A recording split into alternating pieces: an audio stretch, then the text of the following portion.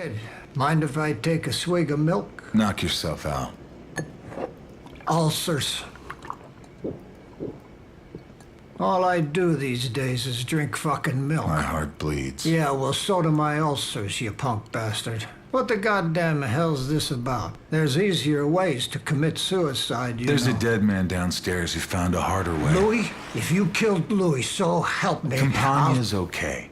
He'll have a headache to make a hangover seem like Christmas, but he's okay. Fatso, too. Then who? A blonde guy. I don't know his name, but I've seen him around. Have you? Last time was at Bayfront Park when you sent him to help kill Cermak. Time before that, I saw him running down Randolph Street when Capone sent him to kill Jake Lingle.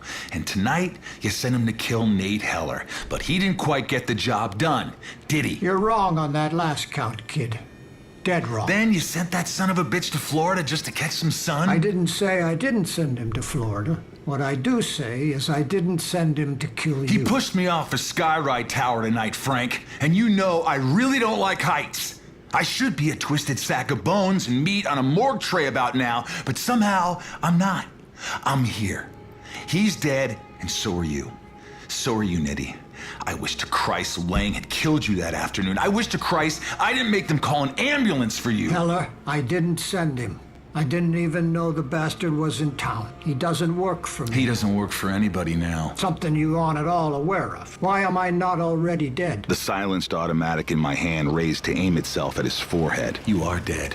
Fuck you. Wait, just wait. Lower that goddamn thing, will you? Just hear me out. I didn't say he never done work for me. He's a guy Johnny Torrio recommended to Al back on the Lingle deal. I used him later myself. Used him now and then on ticklish matters. Oh, is that what I am? A ticklish matter? Kid, I know how you feel. I know the kind of emotions you got running wild in you. I know all there is to know about revenge. You could ask 10% Tony if he wasn't in hell. But I didn't hire a contract on you. I swear by all that's holy. And I'm supposed to believe that because of all the Catholic shit on the walls? Who sent him then, Frank? I don't know the answer to that. Not for sure. But I can figure it out, and so can you, if you try. I was getting confused, starting to wonder what the hell I was doing.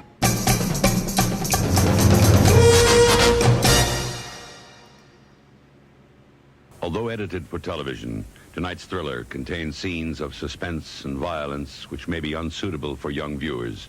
Parental discretion is advised. Hey, let's get media. Nope, let's get physical media. Okay, that's a funny name. Okay, I'm Breck. I directed The Crazies, and I'm really excited that we're coming to physical media with a new HDR transfer this spring. Check it out. All right. Hey, let's get physical media. I'm so glad there are fans of actually buying DVDs out there. I'm really excited that Crazies will be coming with a new HDR transfer to physical media. To 4K and HDR, ready to show you guys, so check it out. That was terrible. Hey, let's get physical media. So happy that there are fans of The Crazies out there and fans that are gonna buy the physical disc. We're doing a new HDR transfer, which I'm thrilled to be putting out there, and I hope you guys will check it out.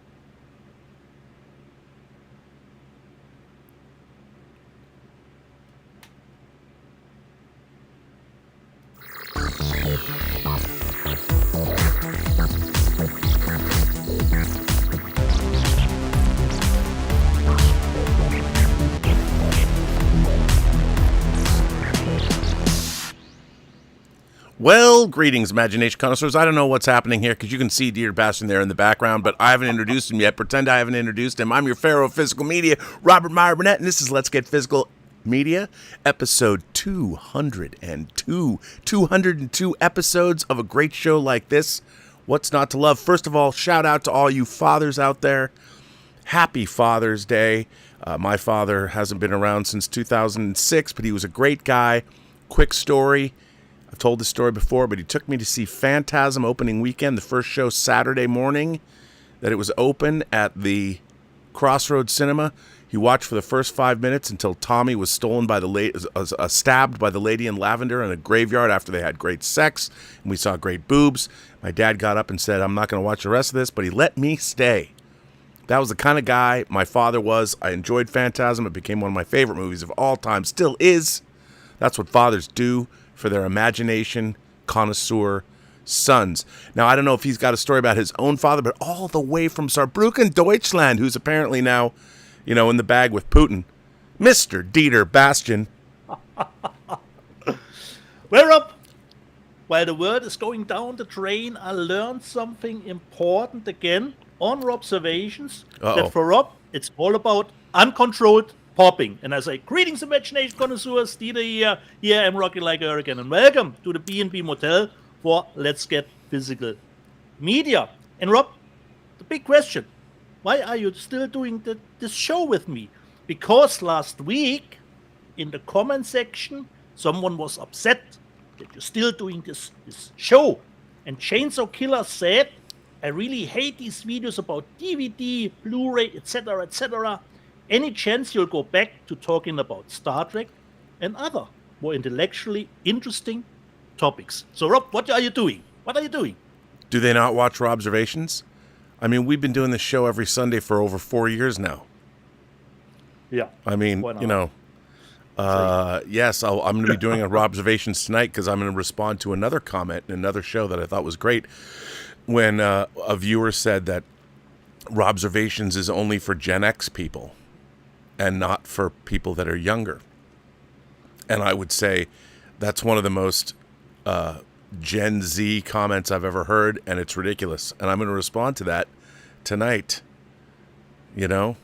I mean, rather than try and glean information from our show, I'm supposed to cater to someone else's, what they want. That's not what the show is. We tell you what to buy, what to think, what to feel. No, we don't. I'm kidding. We don't do that. We don't do that at all. We're here to express our opinions, and we hope you're here because you like to hear them. But you know what? You're under no obligation to believe. You're under no obligation to buy. We're just here to entertain you. Exactly. And all of the 4 winners of my giveaways, all titles have left my building. I hope they will reach you as soon as possible. And Rob, you were in one of the lucky ones at CinemaCon who already saw How to Train Your Dragon Live at CinemaCon, so way before everyone else. So how did the movie open finally? It's true. Well, we saw it there. As you know, I thought it was quite good. I mean, it's an adaptation of the animated series. The animated series, the 3 movies. Pretty one-to-one, what I hear, with little changes, a little more added stuff here and there. Yeah, but it was good. We're going to start with the global box office. Our friend Nancy Tartaglione on Deadline. Here it comes. Universal's How to Train Your Dragon led the charge at the global and international box office this weekend as Hiccup and Toothless winged in for $197.8 million worldwide. And $114.1 million of that is from 81 overseas markets. They're saying it's a little less than what they thought it was going to be last week or yesterday, but it's nothing to snort about. And then Disney's Lilo and Stitch crossed the 800 million mark during the week, is now at 858.4 million through Sunday, on its way to becoming the first Hollywood movie of 2025 to cross $1 billion, which is pretty extraordinary. So not bad. Now let me get into the domestic box office, which I have to find here. Okay. How to Train Your Dragon. By the way, this is now from Anthony D'Alessandro, also from Deadline. How to Train Your Dragon fires up a franchise best $83 million opening after an A cinema score. The Materialists is at $12 million, and it's A24's third biggest opening. So, not bad. The box office, people are going to the movies. So here is where we stand. This is domestic box office here, stateside. How to Train Your Dragon with $83.7 million. Lilo and Stitch with Lilo and Stitch added $15 million for the 3-day. It's up to $366.3 million domestic. Materialists is at 12 million. Coming in at number 4, Mission Impossible Dead Reckoning added 10.3 million, only down 31% for a domestic total of 166.3 million. Ballerina made 9.4 million for a total of 41.8 million in its second week. Karate Kid Legends made 5 million. It's at 44.1 million. Final Destination Bloodlines, which is burning up the charts still, is now at 130.6 million. The Phoenician Scheme is at 12.7 million. The Life of Chuck, unfortunately, it was only at a little over 1,000 theaters. It only made 2.4 million, which is very disappointing. Sinners made 1.47 million for a total of 275.4 million domestic. So I'll tell you, people are going to the movies, Dietz. They love those movies. And it's a very competitive field at the moment, Rob. We have the summer months. Every week is mostly coming out another big movie, another big IP franchise. So it's a very competitive field. So it's not surprising that some movies will fall by the wayside. Yeah, a lot of good stuff out there for every taste. Yeah. There's stuff for every single person to watch. And Rob, help me out. Considering How to Train Your Dragon, you said Roy Lee was an executive producer. He's an executive producer on it, yeah. And that gives me a bridge, Rob, because I don't know if you know about this movie. I saw Dead Mail. Oh, I didn't see that. I was surprised, Rob, when the opening credits started, that Roy Lee is an executive producer here too, which means, Rob, it had a great script and it is a great movie. I don't want to give anything away. It's about where did you see this on Netflix? Where did this? I bought it digitally, Rob, on Fandango, but it is on Shudder. If you have Shudder, this is on Shudder. That Mail. It's about that little note, because at the post office, when they don't know, when the address is wrong, they try to figure out what is up with that mail, and they get that little help notice here in the mail. And I don't want to give anything more away, Rob. Just a recommendation from my end, Rob. Watch Dead Mail. Roy Lee, probably got a script. Sorry, again, we're getting pinched. I can't believe that we get pinched. Somebody must be reporting this stream. Unbelievable. Yeah, they don't like it. Maybe the person that doesn't like the show and wants me to go back to more intellectual pursuits. I thought I did a few good observations. I had a good one. I thought I did this week. And I see Justin live chat. Adventure Square is with me. That Mail is awesome. And speaking of stuff that I've seen on streaming, I finally caught up with Clown in a Cornfield from Eli Craig, who did Tucker and Dale versus Evil. And I was quite surprised. Totally had a good time. The positive thing for me is that I didn't know the books. Because I think if you know the books, you know the big twist of the movie. Because I didn't know it. It starts like the usual slasher, normal stuff. And then at probably around halfway point of the running time, I was thinking, wait, what is happening now? And I totally had a good time with it. Hopefully we'll get a sequel. The movie is finished, but they left at least a little bit open. And Eli Craig, the director, was on Chris Score's channel, where I think he did an interview about Clown in a Cornfield, which was done, I think, under $1 million. So really had a good time with Clown in a Cornfield. I'm not the big documentary guy, but this one was, for me, looked interesting. I said, okay, I'll give it a little quick watch, and then I watched the whole thing through. I watched The Titan. Oh, yeah. The Ocean Gate disaster on Netflix, which was totally great for me. But documentary, you just can, judge it on the stuff that they are given to you or how they present it to you. But for me, this was really, really interesting stuff.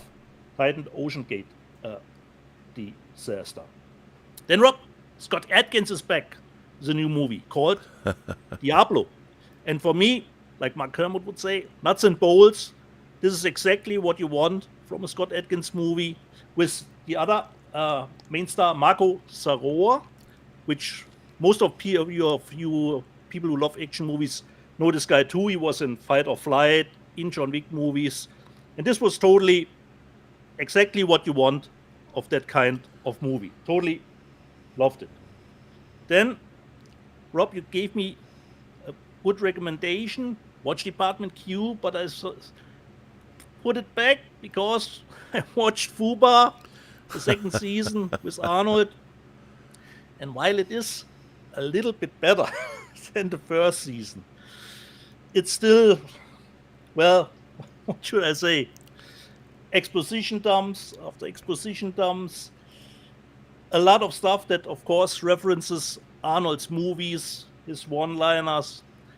And it strangely had a little bit of a mean spirit the second season. There was one man got blown up by a mine, so it did a little bit of brutal stuff, which I normally like, but for Fuba with the action comedy, it didn't fit for me. So if you love the first season, I think you can easily watch the second one, but it's still, I was surprised that Fuba got even a second season. So this was the stuff that I've seen digitally. Well, I got a box in the mail. Okay. I got this box in the mail.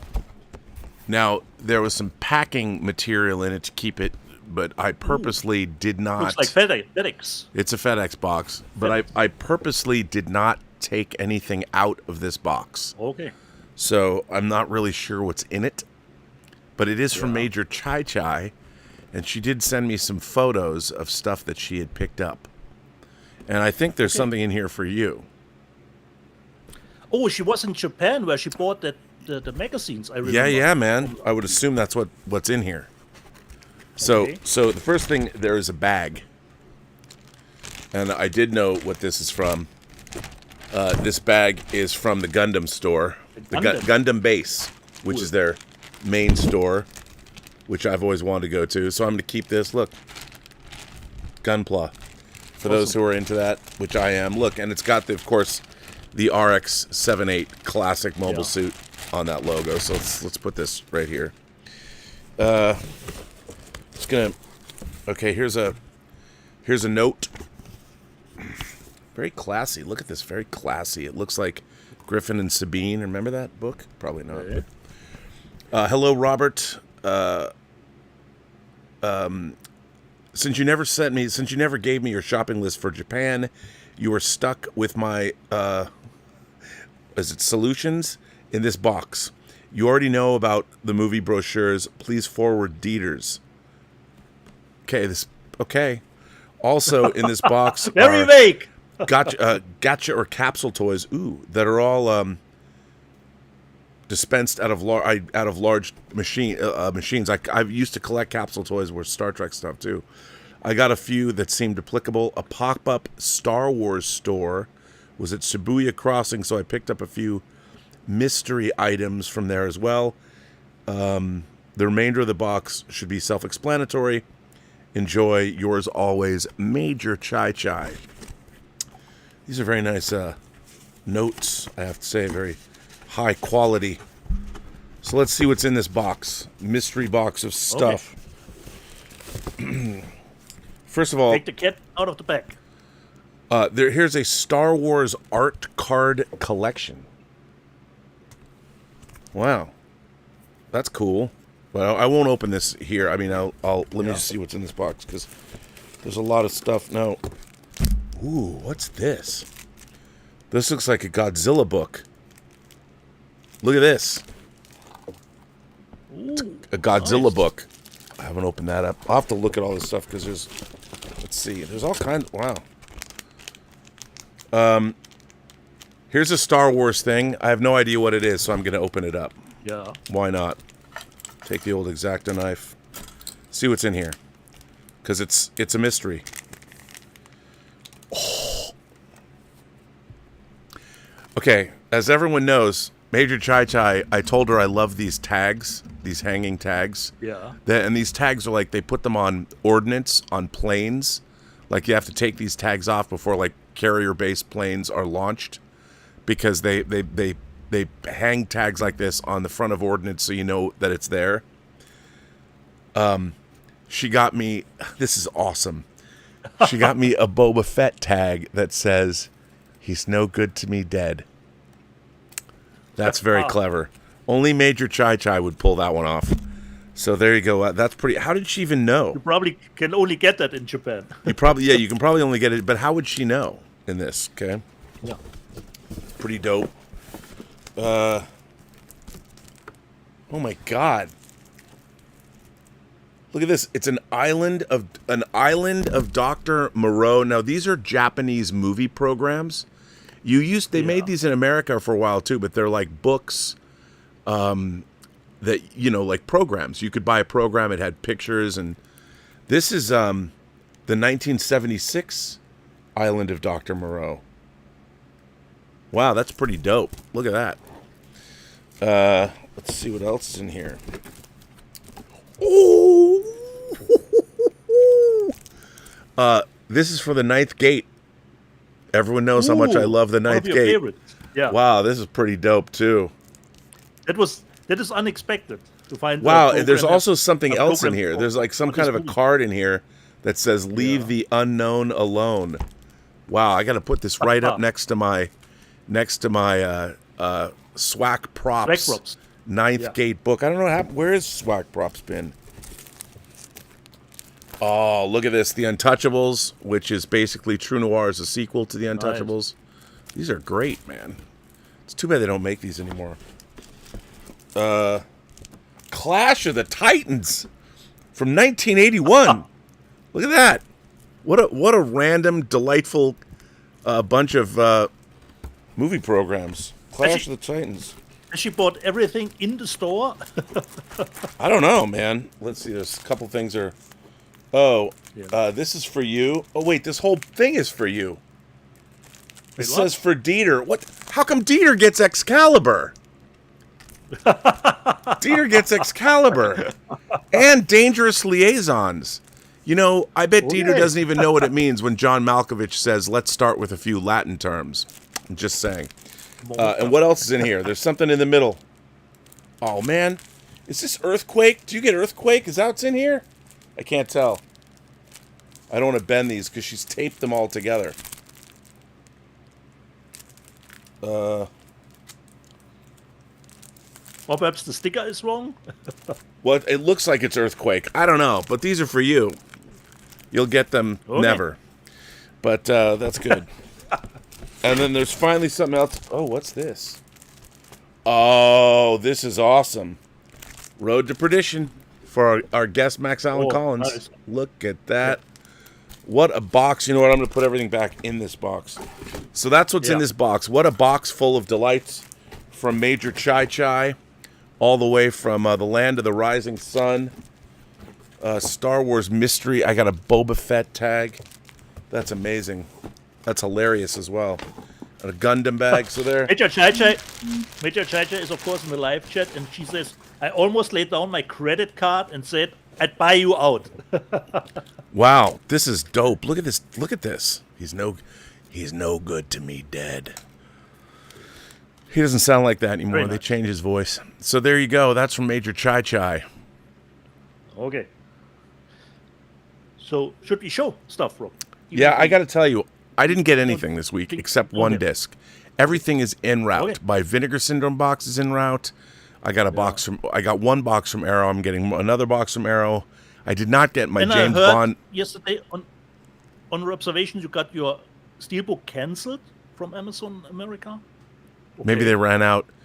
I'm gonna have to go to the Evil Bay to get those because that was one of the biggest releases of the year for me. Yeah. I mean, I pre-ordered that like a long. I got to tell you, Amazon is not batting 1,000 for me. Not batting 1,000. So that's why I encourage everyone to go buy. If you're buying boutique labeled book discs, go buy them direct from the boutique labels. From their websites. That is often the better way to go. Yeah. So, and me, the James Bond fan that I am, very upset. Yeah. What did you get the one time? I got something I already have, but I got Arrow's version of The Taking of Pelham 1, 2, 3. One of my favorite movies from the 70s. You already got this, right? Yeah, last week. I showed it last week. Yeah. So mine came in. Love this movie, by the way. It's so great. So I got that. That's all I got this week. Sorry, everybody. Not every week can be a bounty. Can be a banger. Correct. So, what did I get, Rob? At least a little few titles more, not many. The first one I already talked about because I saw it digitally and totally loved it. Considering shark movies, this is really a nice one. I got Fear Below. Great cover, man. Which plays in the 1940s, and it's not only about the shark stuff, so it's very almost two separate storylines. The shark is just one part of it, but really a nice one. Fear Below. This is the German release of it. Then a movie I quite enjoyed from the writer of Cocaine Bear, and for me this was way better than Cocaine Bear. It was actually Borderline with Samara Weaving and Ray Nicholson and Elba Baptista. For me, she was the best part of the movie. It is a wonky movie, but for me, I totally had a good time with it and great laughs. Borderline, which, let me just see who released this. Magnet released Borderline. From Hong Kong, Cat in the Bag for me, The Moon Thieves came out. And it is not only standard Emery, we have some swag in it here. Some nice cards, looks like. Let's see. Open this up here. Looks like character cards. So, the movie is Cat in the Bag, perhaps heist movie.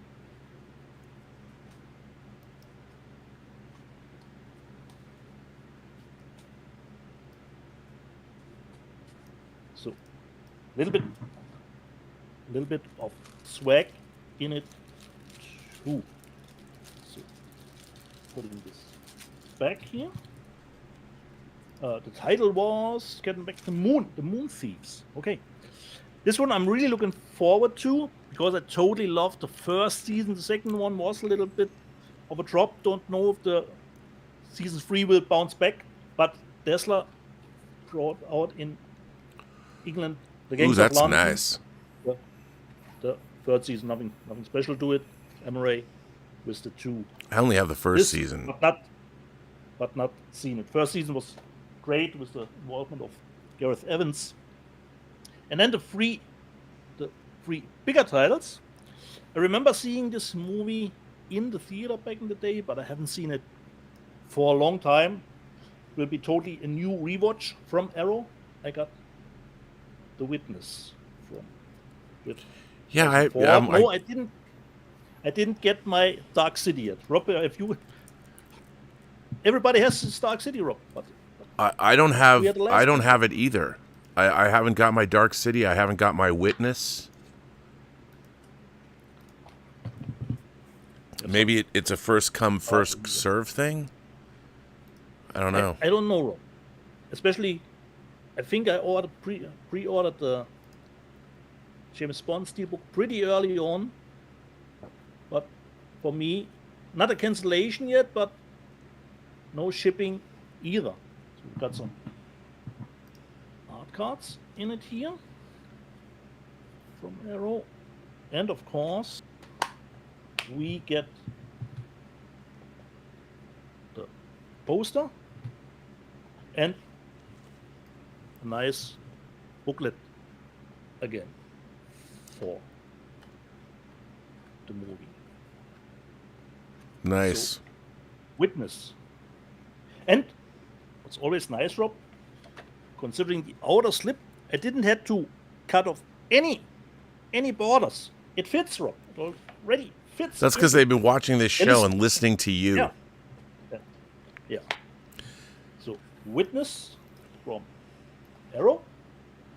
Then, little older stuff, but this is a really nice collection for me.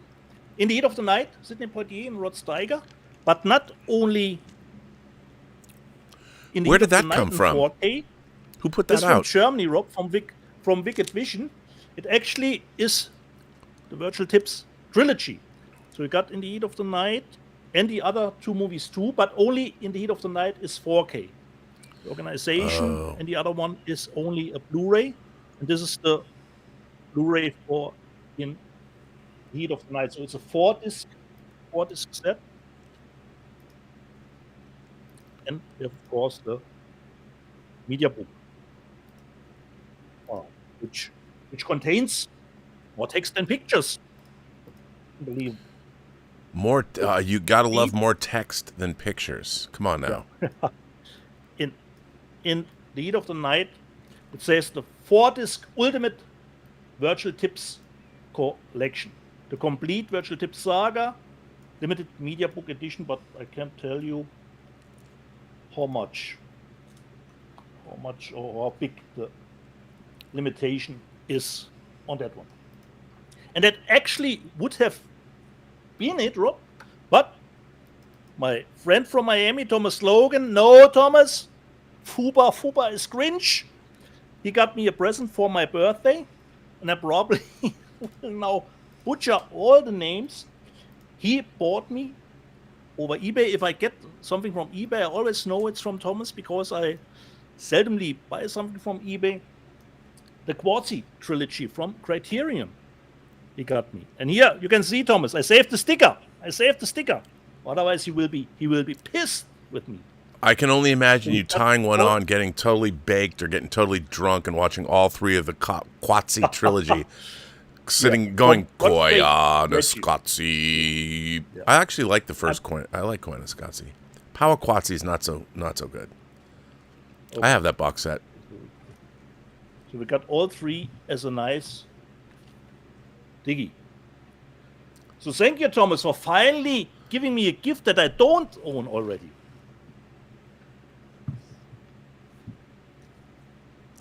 Well, there you go. Oh, sorry, because there is, totally forgot, there is, of course. The great thing about those movies is that if you want to like dust your house or vacuum, or in your case, I know how you love to organize your DVDs and your collection, you can put those movies on and just listen to Philip Glass's score. You know.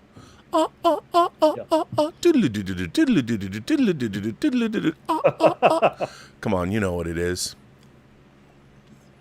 So, really, really nice one. Thank you, Thomas. So this was actually my haul, and only two things more up. Not that I showed them already, but I've watched them.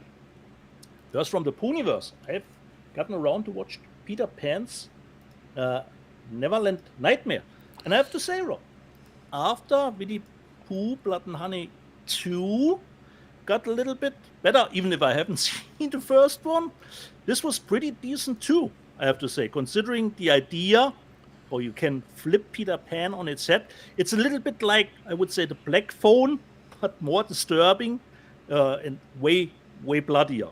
So this was actually pretty nicely done. There are some plot holes, of course, but considering for the Pooniverse guys, Peter Pan's Neverland Nightmare is actually pretty decent.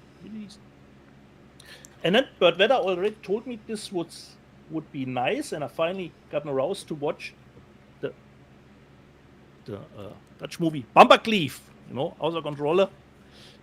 And I totally had a good time. Nice thriller, a little bit ridiculous later, but totally a fine one. It's a little bit like, I would say that at least they have a little bit comparison in it here. Where was it? Where was he? To the movie Unhinged with Russell Crowe. So, whoa, totally nice one, Bumperkleef. It's from 2009. Is that a German movie? No, Rob, Dutchman. A Dutchman, okay. Dutchman. Yeah, Dutchman. This was a limited edition, and I actually got the number 3. Wow. Of those limited editions. This was really, really a nice one. If you give the movie some leeway, considering some scenes. So this was the stuff that I have for this week, fortunately. Well, that's exciting. We've got a segment on the show. We've been having a guest jump on, and we're gonna have a guest. Our guest is going to jump on. Our guest was in the trades this week. Big announcement Nice. for a certain gentleman that we've come to know and love, and he's going to tell us all about why he was in the trades. But this is a new segment we like to call. Well, Did he finally got his variety shout out that I already gotten a long time ago? Yeah, you already had your variety shout out, but I because of me, I had nothing to do with this one. Yeah. But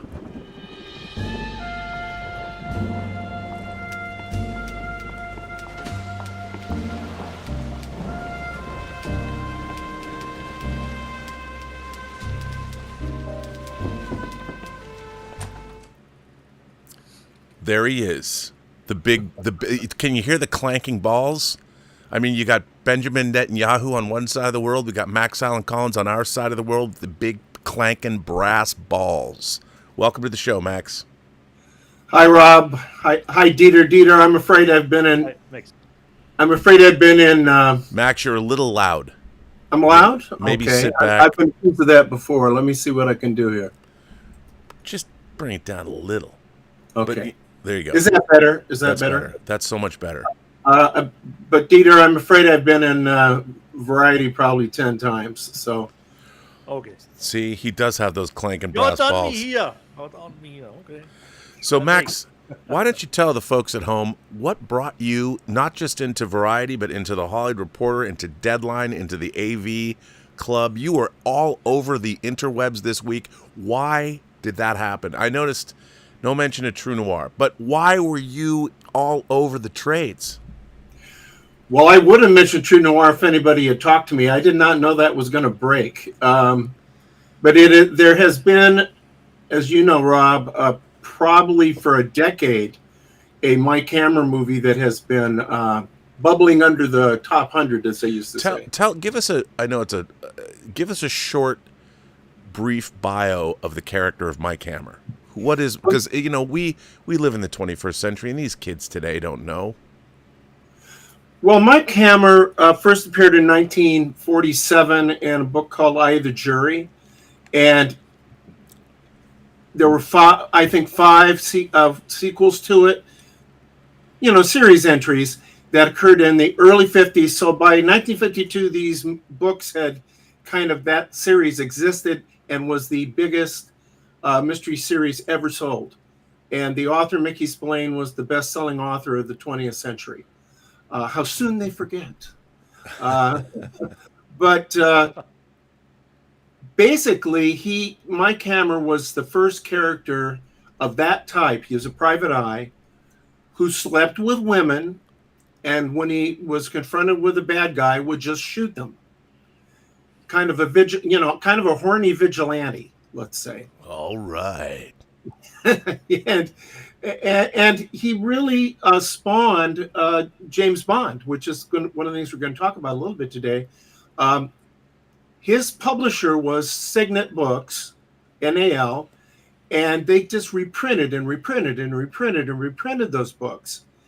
And then Mickey was not writing at that time. There's kind of a lawsuit pending with a movie that was going to be made, basically. And because of that, they looked around. Well, we need a replacement for until Mickey writes something. We need something to fill the void. And so there was this writer in England who was described as the British Mickey Spillane, and they picked his books up with a character called James Bond. And Bond was very much a British version of Mike Hammer. He slept with women. He shot the bad guys. You've had your six. Right. So he's subsequently, there was a great Darren McGavin TV show in the late 50s. There was a long-running Stacy Keach. There were movies, the best of which is Kiss Me Deadly, and Criterion should be putting out a 4K of that. They've got a Blu-ray. And so he has fed the culture. If you name the vigilante type hero, whether it's Shaft or Reacher, he comes from Mike Hammer. And I've been privileged. I was absolutely insane about him when I was a young man, 12, 13, 14. And eventually I got to know Mickey and we became friends. He was, the late Mickey Spillane, was my son Nathan's godfather. Wow. But now, what happened with Mickey Spillane's work and you became intertwined with Mike Hammer? How did that happen? Well, we had a really solid friendship, and we began doing projects together. We did a comic book, you may remember, Rob, called Mike Danger. Yeah. For comics. We did probably a dozen anthologies together, a half of which was his work, and half of which was other mystery writers that Mickey and I selected. And he also cooperated with me on a documentary called Mike Hammer's Mickey Spillane, which is actually featured on that Criterion Kiss Me Deadly disc. At least a version of it is. I've since updated it.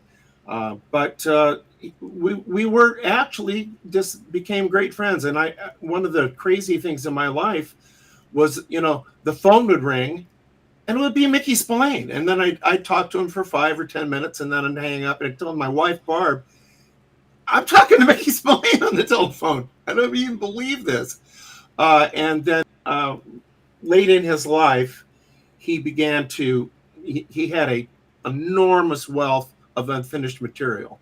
And he basically called me and revealed to me that he basically had a death sentence in pancreatic cancer, and asked me to finish his last book, which is a book called Goliath Bone. And I wasn't planning this. I just had it out here. I swear to God. Okay, there it is. Let's okay. The Goliath Bone sounds like a porn movie, doesn't it? You see the billing I got? Look really carefully and you'll see my name under there. But I finished that book for him. And he had already told his wife, gather up everything around here. It's going to be a treasure hunt. He had 3 offices and he had all this stuff going. Hand it to Max, he'll know what to do. And so we've done 14 Mike Hammer novels. The last one appeared recently called Baby It's Murder. And several other books by him. There's he did a character called Morgan the Raider, and I wrote a book about that character from his material. And what about this one? The Legend of Caleb York. Did we ever talk about that? That was in We never have. Okay, it was in his files, and he and John Wayne were really, really good friends. And he wrote a Western for John Wayne, which did not get made. And I found it in his files and turned it into a novel, and then they wanted more. And of the things out there that you'll see with my name on it, Mickey Spillane and Max Allan Collins, the only things that I wrote myself were the 5 sequels we did to Caleb York, because there was not a lot of material there and they wanted more. And what is the answer, Rob, when they ask for more? You give them more. That's it. Always. That's right. And then this is the final, this just came out. It came out last year, right? Yeah. I think it came out. Did it come out this year? It might have come out this year. The concluding Mike Hammer novel. Yeah. So Mike Hammer is a mainstay of 20th century detective. I mean, so influential. But now how did you get in business with Skydance, the company that's buying Paramount? You're the executive producer along with Mickey Spillane's granddaughter? No, it's his wife. His wife. Okay, so Mickey Spillane married a younger woman, as you might well, of course he did. So you and Mickey Spillane's widow are she's co-producing, but you're you're the executive.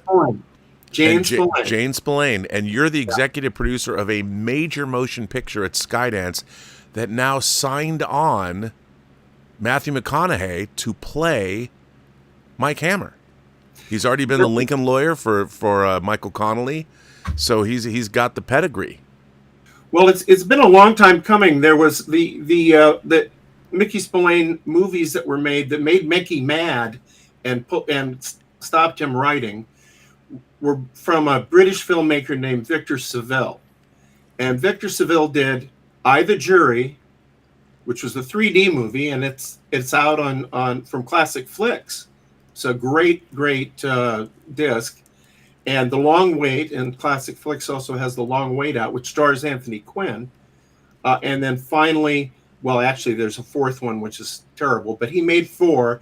The biggest one was Kiss Me Deadly, which is, to some degree, kept Mickey's name out there because it is really one of the 2 or 3 most respected film noirs. And so the Seville people had a claim on the estate. Mickey signed a really bad contract. And so there were squabbles between him and Seville. Mickey did not like the movies. And so eventually, for the last, I think, 10, maybe 15 years, my Hollywood guy and I have been working trying to get the Seville estate to sign off or cooperate or be partners. Finally, that's been resolved because we've had the ability to sell my camera, virtually since Stacy Keach was doing it on TV, because it's a worldwide, it's an incredible worldwide bestseller.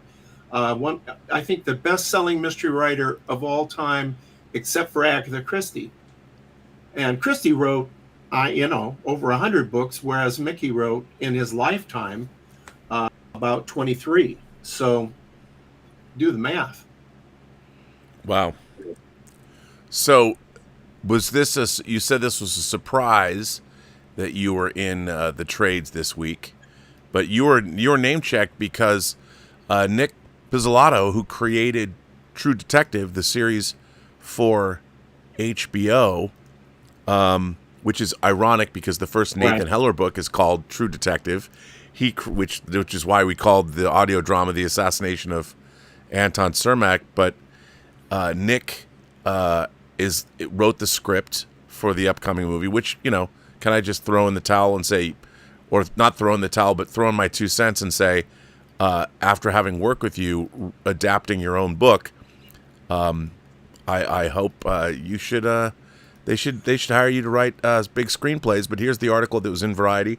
Matthew McConaughey sets True Detective reunion with Nick Pizzolatto on the Mike Hammer movie based on the book series, and of course in it, in this thing, it says that Max Allan Collins will executive produce with Jane Spillane serving as co-producer, and that's huge. And the fact that they've cast an Academy Award-winning actor, of course, that's 9/10 of the law when it comes to Hollywood, which means this movie's probably going to get made.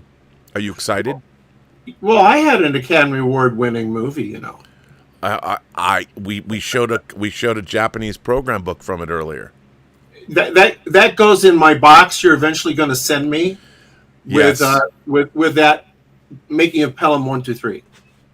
Oh, my old one? Do you want the making of the Kino one? Oh, I'll take any freebie. Okay, well, yeah, I'll send you the 4K of Taking a Pelham 1, 2, 3. It's great. Oh, I'd love to see it. I saw it in the theater. I'm very, very excited about this. As far as, and I think it's I've read the script and I've given my notes, and I'm happy with the script. But the answer to this. I'll ask you another question, Rob. Who is the last person who's written a best-selling book that gets asked to write the screenplay? The last. Gillian Flynn, who wrote Gone Girl. She adapted her own novel, and then she did that TV series. Usually it's the author is the last person. Stephen King. Oh, I thought you meant the last person I know who did it. She succeeded. No, I mean, who's the last person they usually ask? I understand the question too. Well, it's the last person they usually ask is the author. And there's a reason for that, because a lot of novelists, it's a different discipline, screenwriting and novel writing. But I set out in my early career to learn as many of the disciplines as I could, so I didn't have to get a real job. As I've told you many times, Rob, the last real job I had was sacking groceries. And it's been a while since I actually had to go into work anywhere. Well, luckily, we too, based on your work, we have an upcoming movie project that we're in the early stages of. Of course, that's True Noir, dying in the post-war world. And you wrote it based on your work. And I'll tell you, I can assure you, when we make this movie, you will be the sole screenwriter. I'll assure you, you'll be the sole director because I really want you to direct. I mean, it is remarkable when two creative people are that much on the same wavelength. And I that was one of the things that drew me to Rob Dieter, was listening to Rob's observations and thinking, this guy is smart. He may be smarter than me. That is not true. Well, it's judging by your wife. You've got the great wife. I mean, you know, I've yet to be married again. I was only married once. She is a great wife. We celebrated Father's Day earlier today. I'll bet you did. That's all I'll say. I'll bet you did. I have too much dignity to say anything else. Did you get called Daddy? I wasn't listening. I was busy. I was busy, Rob. I'm sure you were. I'm sure your mouth was full. Well, yeah. Just a question, Max. Breakfast is a good thing. Wait, Dieter has a question. We gotta hang on, Dieter. What's your question? Just a question. Have you gone further with your watch of the 007 movies than just? And that's one thing I want to talk about is I got through the entire box. Oh, nice. Boy, are they great transfers. And you know, I'm not an expert. They look great. Interestingly, where the sound was concerned, on a couple of them, I preferred listening to the theatrical mix because the 5.1 on my system, the dialogue was down so low compared to the to the music and the sound effects. But I loved it. I do want to say that I didn't misspeak. I remembered wrong. I said dismissively that Sean Connery kind of walked through Diamonds Are Forever, and we watched Diamonds Are Forever, my wife and I, and he's very engaged in the whole movie. Yeah. It's the movie that's terrible. Yes, it's terrible. And I mean, it's just an embarrassment. And we won't go into they should have included Never Say Never Again, but we did as a palate cleanser the next night watch Never Say Never Again, and it was amazingly better than Diamonds Are Forever. They should not have included Never Say Never Again. Well, we won't discuss that, but I think we won't discuss it. But Never Say Never Again does have a terrible score. Terrible. Michel Legrand, who did Umbrellas of Cherbourg, one of the great scores of all time, and it's got a terrible song. Well, wait a minute. The song, I think, would have worked over the closing credits. There's a couple of fan edits. I saw a guy talking about a fan edit of Never Say Never Again, where I had one that I got when I worked on Superman Returns. A guy in Perth, Australia, had made a version of Never Say Never Again where he had taken out all of the Michel Legrand score and replaced it with John Barry, and then he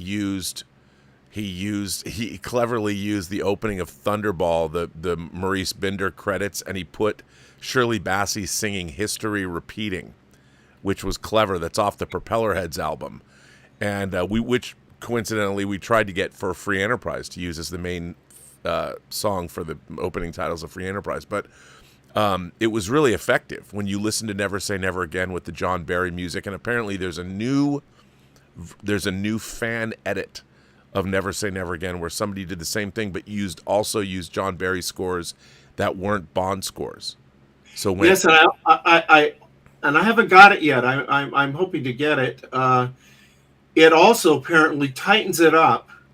Yeah, tightens it up by about 12 minutes, and also they went in and worked on sound effects, and I mean they really did an amazing thing. If it's at all like this gentleman said it was, I would love to have this, but of course I can't own it because it would be illegal, and I'm very scrupulous about those things. Yeah, I'll put it right next to my new Alien 3 and all my Star Wars original versions.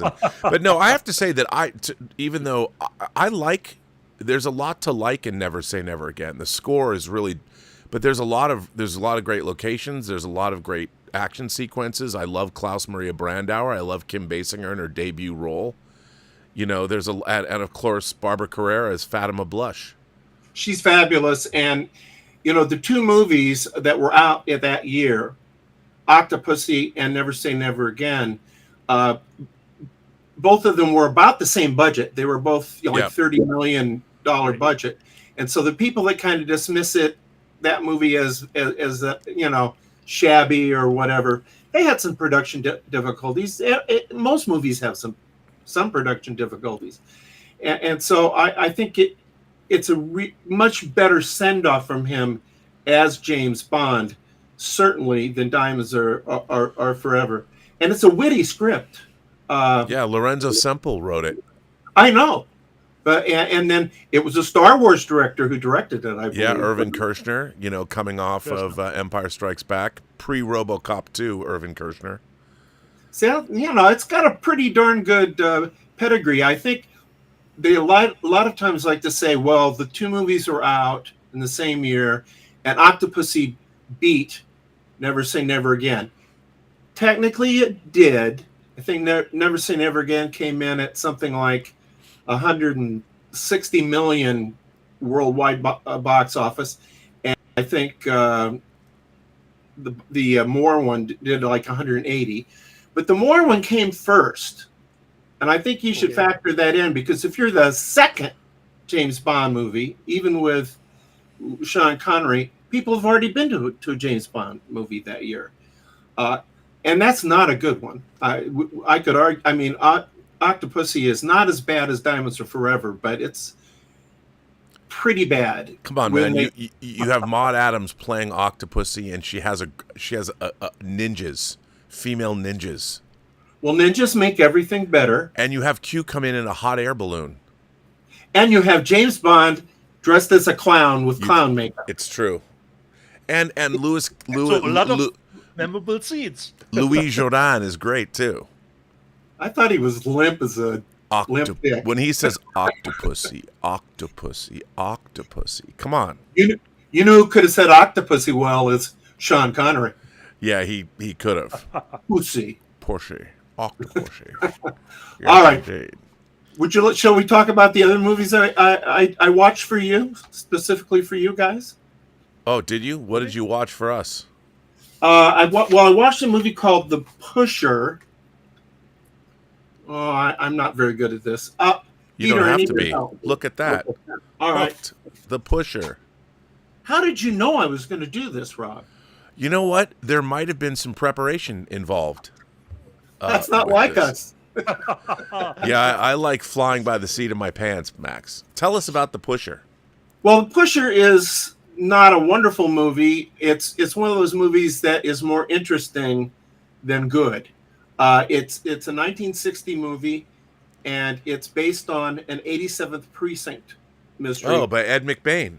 By Ed McBain, and I just have to say, I mean, there's an incredible history of movies and TV shows that drew upon the 87th Precinct mysteries, which began as just a paperback original series by Evan Hunter under the pseudonym Ed McBain, and they were better and better and better and got more and more popular, and eventually you have a really significant, not long after this movie was made, a really significant movie, a little thing called High and Low. Directed by Akira Kurosawa. Yes, from a book called King's Ransom. That has also been remade by Spike Lee. And it got great notices in Cannes. I can't wait to see it. With Denzel Washington. So think about that as part of the 87th Precinct canon or legacy. And there was a really interesting TV show that only ran for a year but was really good, called 87th Precinct. And one of the things that's interesting about that, first of all, they adapted a bunch of the books, including King's Ransom, which is what High and Low was based on. And so they also, back then they were doing, like with Perry Mason, they would base a lot of the episodes on actual Earl Stanley Gardner novels. And they did that with McBain. And McBain, Evan Hunter, wrote several episodes, including an original episode with his own characters. That's very unheard of. And the thing that ties us directly to The Pusher, which is, as they say, a kind of a low budget, interesting. It's shot on New York streets. It's very much a location driven movie. The guy who plays the signature cop, Steve Carella, is an actor. Now, this is going to open a few doors for you, Rob, named Robert Lansing. Wow. We all know who Robert Lansing is. Gary Seven. Gary Seven. Assignment Earth, the last episode of the second season of the original Star Trek series, which was made as a backdoor pilot for a TV show that never materialized. However, the character of Gary Seven has become, who's loomed large in comics and novels. Well, Lansing played Carella also. He played him in the movie The Pusher, and then he was the star of the 87th Precinct TV show in the same role. And there were three, and they must have been made by the same production company.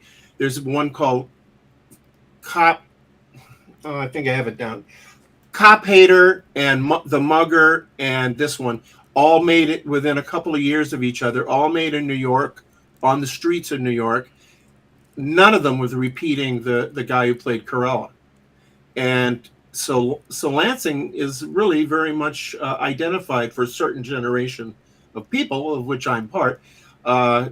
He was the Steve Carella of those, of movies and TV. That's amazing. And I did not know that, which is why we do this segment on the show. So that is amazing. It's also a late noir, and I have to say about The Pusher, one of the joys of it, if it has... There's Robert Lansing, by the way, in the TV series. There he is. One of the things about the movie is it's very nicely sleazy. I mean, it's a very sleazy movie there, and it would... I know Dieter would like it, or at least he'd tolerate it. There's a couple... Which is a win. Well, there's a sequence where the bad guy is making out with the woman who's just done a provocative dance for him in her apartment, and while she's kissing him, he stabs her in the side. Wow! You don't get that every day. That doesn't happen all the time. So anyway, I with a certain amount of know what you're getting in for, would recommend The Pusher. And the other two were out. I don't know if they're available anymore, but MGM. By the way, here's the TV series is available on DVD. I don't know if it's ever been ported over to Blu-ray. No, but do you recognize Mr. Roper there? Yeah, that's Norman Fell. Yeah, in fact, they're even top billing him on the DVD box. Yeah, but that's 30 shows. That's 15 hours. Pretty cool. Yeah, they say look over 24 hours. There's 24 hours according to that.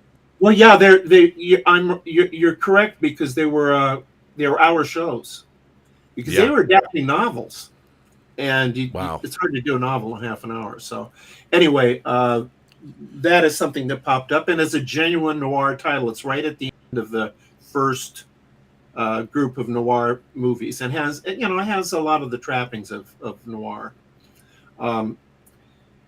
The other thing I wanted to talk about, which I think will resonate with you, Rob, is Jade. Yes, I was hoping to have my copy. Did you get yours from Vinegar Syndrome? I got mine from Vinegar Syndrome. Let's see it. Show it to us. Okay, I'll do my best. It's really attractive. It's really a great box set in terms of content we'll discuss, but it has has a booklet with some very interesting. I read it, and there are interesting articles in there, essays in there, and then the actual movie is here. And who directed Jade, Max? It was a gentleman named William Friedkin, in whose house I've been. Yes, and how does William Friedkin tie into True Noir, the assassination of Anton Cermak? Well, I left when we stayed at his place because my late friend Miguel Ferrer was going with his stepdaughter, I guess, or adopted daughter. Anyway, we were there and we were in his bedroom doing nothing interesting, but I was leaving a copy of True Detective. Now, And why would you leave a true copy of True Detective for William Friedkin? Because I wanted to make a fucking movie. No. You're supposed to say because one of the characters in your book. You're skipping a step. I didn't know that when I left in book form, and I get a phone call 2 weeks later from William Friedkin, which is just like, I'm this idiot in Iowa, and I'm hearing from the director of The French Connection and The Exorcist, and he says that his uncle was one of the two Harrys, and the two Harrys are the two basically thugs, killers that worked for Mayor Cermak. And the book and the audio drama begin with William Friedkin's uncle dragging our detective, Nate Heller, to what would become the assassination attempt of Frank Nitti, successor to Al Capone. You know, ask me a question, there's going to be a rabbit hole. I'm sorry, that's the way it goes. Because all roads lead back to True Noir. I think there's some truth in that. I mean, it's amazing because of the cast that Christine Sheeks and you, Rob, put together. There are some wow things about some of the people that are in, are in that particular production. Very proud of that. But what about Jade? I'll tell you something that really surprised me. There's a director's cut, and I decided, well, if I'm going to be on physical media this week, I'm gonna watch both the director's cut and the theatrical, so because they're both in the box set. I like the theatrical cut better. Yeah, sometimes, yeah. It was better paced, and it was a little more coherent. Had a better, or at least more satisfying ending, and just played better because Jade is one of those movies where the faster they move and the less time you have to think about it, the better. And because Friedkin was not now Friedkin apparently said this was his favorite movie that he ever made, which is, this is like saying Little Doofus here is my favorite kid. It's not a bad movie. In fact, I think it's a very interesting movie. And it's a good example, or interesting example, of that offshoot of noir that in the 80s and 90s, which is the erotic thriller. Well, of course, Jade was written by Joe Esterhaus, who had written Basic Instinct. And Esterhaus felt that Friedkin never understood his script and that he had reworked it. And Friedkin at one point said, I never understood Esterhaus' script. This is not a good sign for a film when the writer and the director are on different pages. But I have to say I enjoyed it. It was one of the attempts to make David Caruso into a movie star. Yeah. And he there's something about Caruso that works better on the small screen. And that's true of a lot of actors. Some actors just are better on TV. He was very hot because he got, I think, a Golden Globe for his portrayal of the detective on NYPD Blue, the first season. Incredibly hot, and he quit. One of the hottest shows. He said, "I'm not coming back now because I'm going to be a movie star, basically." Yep. And then he was, I would call him a failed movie star. I think that's fair. He never really got any purchase, shall we say. Then he went to CSI Miami and did like 245 episodes. Yeah. There's no quitting now. Now we've got a gig and we're going to, now I'll tell you, this is the rabbit hole we can go down. Caruso, the detective that Caruso played, I wrote a TV tie-in original novel for NYPD Blue, and he was the detective. And then I wrote a CSI Miami original novel for the CSI folks, and he's the detective there. So I wrote about the star of Jade twice in novels, and which is just, I don't know. I don't know what to say about that, but I thought you might find that interesting. Everything's connected. Everything's connected, but the erotic thriller is definitely more than just noir adjacent. It's really kind of where noir went in the 80s and the 90s, at least the early 90s, and some really interesting movies happened, and some were not so interesting, and then eventually it became a video store staple. Yep. And that was something that could be done relatively cheaply, and they had people like Shannon Tweed who would be basically the Sharon Stone role or whatever, and there are some really good ones. I mean, Body Heat is a neo-noir, definitely, and that's, to me, one of the great crime movies of that era. Yeah, no, for sure. So all very interesting. I mean, it's interesting, like you point out, that it went the direct-to-video route, because I think it was easier on a lower budget to make those kinds of films. The paradigm for a noir story was sort of so ingrained in the culture by then, and you had big hits like, I mean, everything was a riff on Basic Instinct.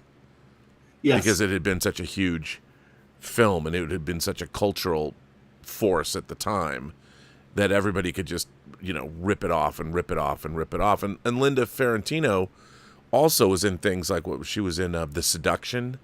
The Last Seduction. The Last Seduction. The Seduction was actually, that was a different movie with Andrew Stevens and what's her face? The blonde, I forget. Famous blonde. I don't know that movie. I don't remember it. I don't know that movie. But one of the things that, I mean, Jade is a good example of the fact that it's a fairly standard mystery, but it's sexed up, shall we say. It's really sexed up, and the whole tone of the movie is very melodramatic. Situation where the melodrama's on 10 or 15 maybe, and the sex is extreme. And I think that affects Jade, because poor Linda Ferrantino, or however you say it, I don't know how you say her name, Rob. But her character is by any yardstick terribly written, and you see her struggling to find it. I mean, she's inconsistent. She's all over the map. And oddly, there's not much Asian stuff in this movie that has a lot of Asian trappings. There's no Asian actors to speak of, except in one scene where they're doing some tracking down a clue. Victor Wong from Big Trouble in Little China. Yeah. So I just don't, it's an odd movie, yet it's interesting. And if you like Friedkin, you definitely should look at it. Well, yeah, I'm waiting for mine. I was hoping to have it this week. It's coming. They've shipped it. Well, what is your opinion of the movie, Rob? To tell you the truth, I've only seen it once. And I remember I thought it was interesting because the big car chase in it is a slow car chase. It's in the middle of a big parade, and And I thought that it was an interesting way to go, post To Live and Die in L.A. and I understand, when Friedkin had gone to Paramount, obviously he ended up marrying Sherry Lansing, who co-ran the studio, and then ran the studio, and he had his Paramount period, where he made Jade, he made Blue Chips, the basketball movie, he made The Hunted that recently came out, and he did those films, and I don't think they were such work for hire jobs, and like Esterhaus almost had his name taken off the script for Jade because Friedkin had it rewritten to the point where it became really sort of murky, and I've always wondered maybe they shouldn't have done that because it seemed a little disjointed. I mean, it's got a great cast. Chaz Palminteri's in it, but it's all over the place. I mean, I don't think it actually holds together. Whereas I think that Esterhaus's script for Basic Instinct could be, you could call it by the numbers, but because it was given to Paul Verhoeven, it needed, I think Jade needed Friedkin to be more French Connection, more cruising, more sorcerer, but he was kind of lost in his career. You know, before that he had Rampage come out, that was a low budget serial killer movie that was fairly interesting, but he just, you know, Friedkin peaked early in his career. And, you know, he made 3, I mean, I think 4 if I include To Live and Die in L.A., but French Connection, Exorcist, and Sorcerer are truly masterpieces. But then he ended up doing things like The Brink's Job, and, I mean, he made The Guardian, which is a horror movie made at Universal, literally about a witch in a haunted tree, and he didn't even mention The Guardian in his autobiography. He never even talked about it. It's not even in, he didn't even mention it. And so it's a bummer. But I do like, there's a lot of things to like about Jay. There's a lot of things to like about his filmmaking. I just don't think William Friedkin translated very well into the 80s and the 90s and beyond. You know, unfortunately. Whereas, like, a guy like John Frankenheimer came back and he made his HBO miniseries that really sort of brought him back. And then he went out and made some pretty interesting movies, like Ronin is great, and I kind of like Reindeer Games. But it was interesting to see people like Frankenheimer, who had such a great career in the 60s, and, you know, then he became a big drunk in the 70s and made French Connection 2. That's why I put Frankenheimer and Friedkin together. Yeah. But it's I've always thought that William Friedkin, it was nice that he had, I mean, who would have thought William Friedkin would have made a basketball movie with Nick Nolte? But I thought it was pretty good. Do you know the story on that? That they had to use, they lost the master of it and had to go back and look at everything that was left in the various takes. Oh, I didn't know that. Yeah, I'm a little vague on it, but it was like something like never made it from one airplane to the next or something, and so somebody's sitting out there with a different version of Blue Chips in their basement or something. Wow. And he had to go back, but yeah, and he's a remarkable filmmaker. But I think this is a good example of why sometimes a director's cut isn't better, because all the director's cut does of Jade, to me, and I first watched it and thought, boy, I don't know about this movie. Then I watched Jade, the movie, and I thought, well, that's got some merit, you know what I mean? And it really held me. It was pace. And when they inflate it with all the stuff that got left out, sometimes all they do is, show off what was wrong with it. You slow it down, you give people time to think, and that's never a good thing in a movie. Indeed. Well, this has been an interesting segment. Let me see, Max, if anybody has any questions for you. Okay. Then I like to get out of the way because I like to sit and watch you and Dieter do your thing. Well, here's a question I want to throw out to the three of us. From Garrett Groover, he says, how many times have you all owned Blade Runner on physical media, and which cut do you prefer, speaking about director's cuts? I would say the final cut is my favorite version now of the movie. How many times I bought it? Okay, I have the little suitcase here on HD DVD. Of course, I have it on Blu-ray 4K, but how many times? I don't think as much as other titles. 4, 5 times, perhaps. Hard to tell, actually. That's what I would say. 4 or 5 times. I saw it in the theater, and the funny thing about it is now I don't remember exactly what I saw because I've seen so many other versions of it. Did the theatrical cut have the narration? Yeah. Correct. Okay. I kind of like that. I mean, it kind of fixes the movie.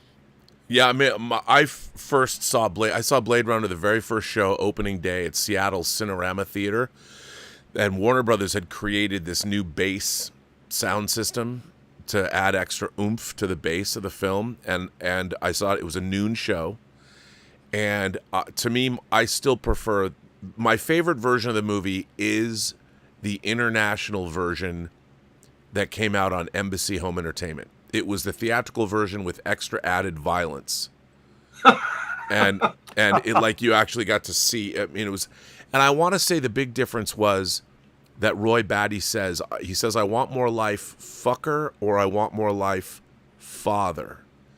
And I think, if memory serves, in the extended European version of the theatrical version, he says, I want more life, father. But that might not be true.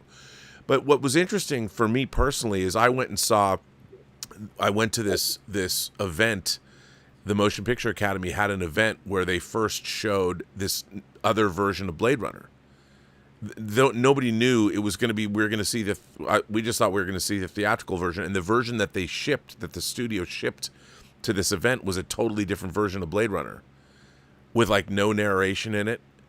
And people were like blown away. I'm like, what did we just see? And while I think the final cut is great and they fix things, my friend Charlie obviously worked on it. Like, they added Zora, they had the actress, and they did a lot of interesting things. The problem is I can't watch Blade Runner without hearing the narration in my head.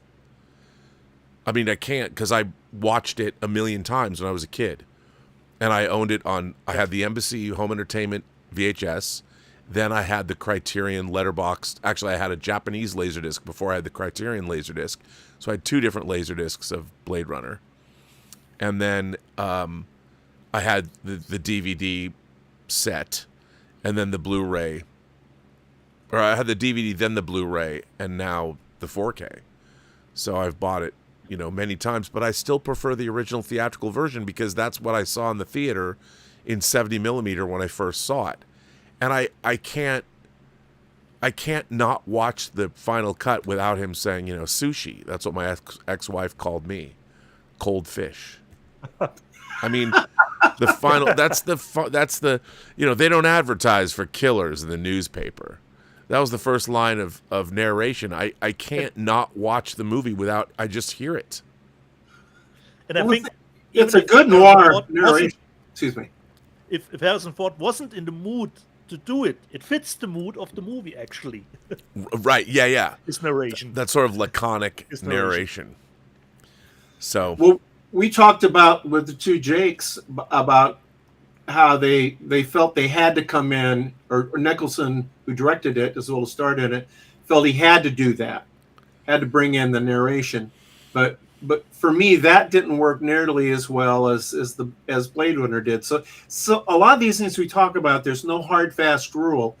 There are director's cuts, Star Trek: The Motion Picture, essentially, that are superior to the way they were Ridley Scott's Kingdom of Heaven that just came out.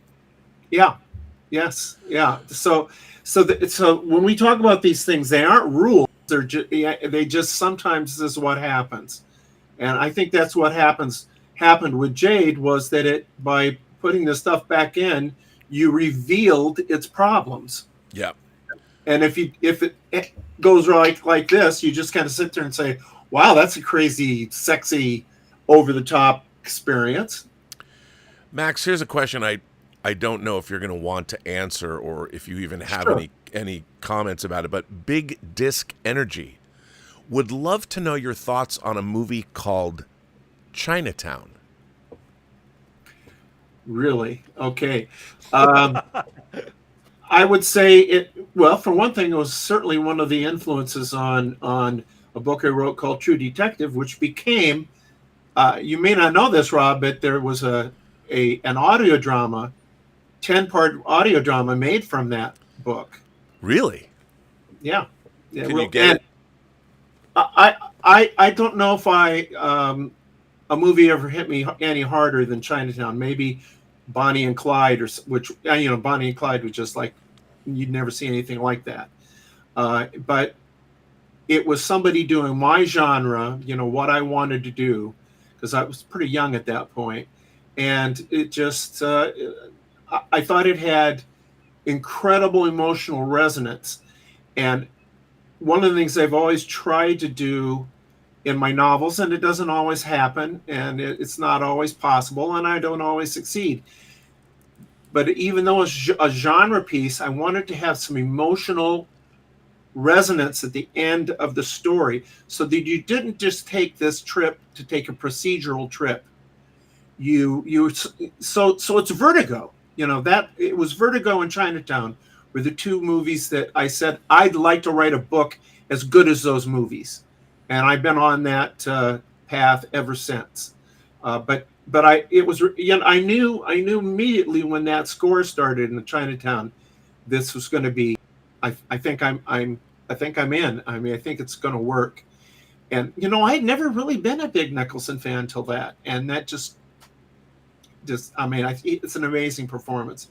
And of course, I love the two Jakes as well. But one of the things about Chinatown that I really like is that, again, it's a very traditional private eye story till it gets to Chinatown at the end, when the handheld camera stuff pops in, and now we're in a tragedy. We thought we were in a safe, because mystery stories pay it off safe. It's like it starts with chaos and then it assembles the puzzle pieces, and now we know who did it and why, and we can all go on about our business. But Chinatown just upended that after it seemed to be doing something wonderful, but kind of kind of standard. Yeah, no, I mean, I think Chinatown is quite the masterpiece. So I can't I love can't it. argue. Yeah. Can't argue with you, and obviously we've talked about Chinatown at length. So well, our true noir, True Detective, my original title for that was Tower Town. Right. And that was a purposeful nod to the source. I thought I'm gonna save the critics, the reviewers, the trouble of saying this is like Chinatown. Right, and of course, in the audio drama, Chapter 5 is called Tower Town and Magic City. Yeah, that's right. So we get to, so you get to sort of dip into that, which is pretty exciting. So, well, someone had a question last week. I want to correct a couple things. I mentioned the Quarry movie by the wrong title. It's The Last Lullaby, not The Long Lullaby. It's The Last Lullaby. And I wanted to correct that. But someone asked about the John Sand books. And I don't know, did I send those to you, Rob? No. But John Sand is my James Bond novels. Oh.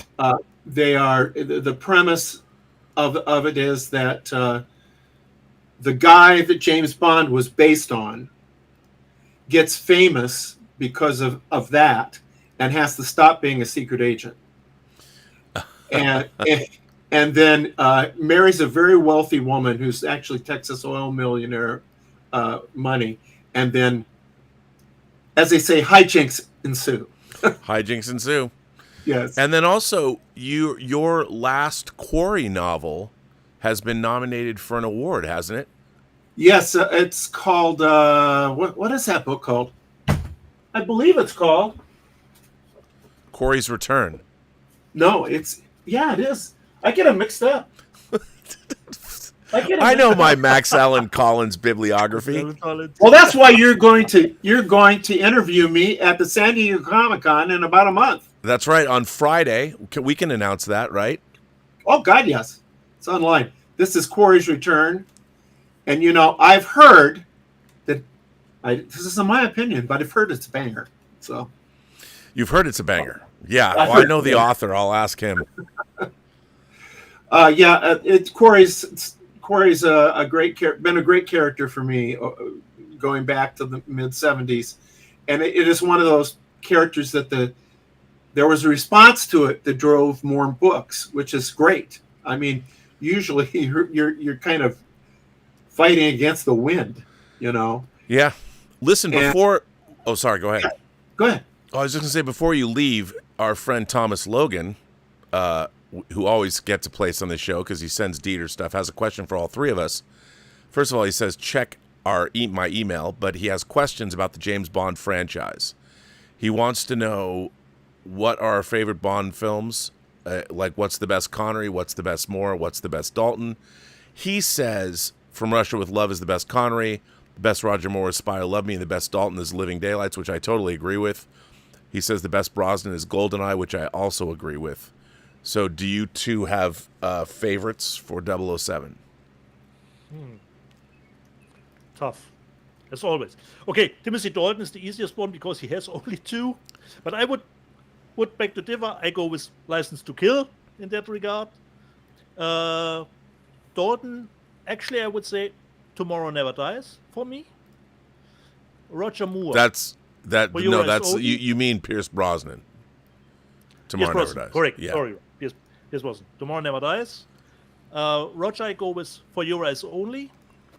And with Sean, I go with Goldfinger because it was the biggest template how the movies then structurally did go on from that point on. All right. Well, I kind of agree with Dieter on that. We just watching them right in a row was helpful. The first 6 Connerys. Because there again, getting back to never say never again. When you leave come out, up in the live chat too, Max.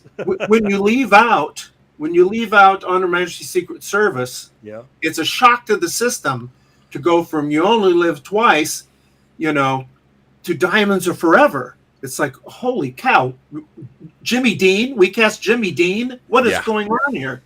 And it's such a terrible, terrible movie.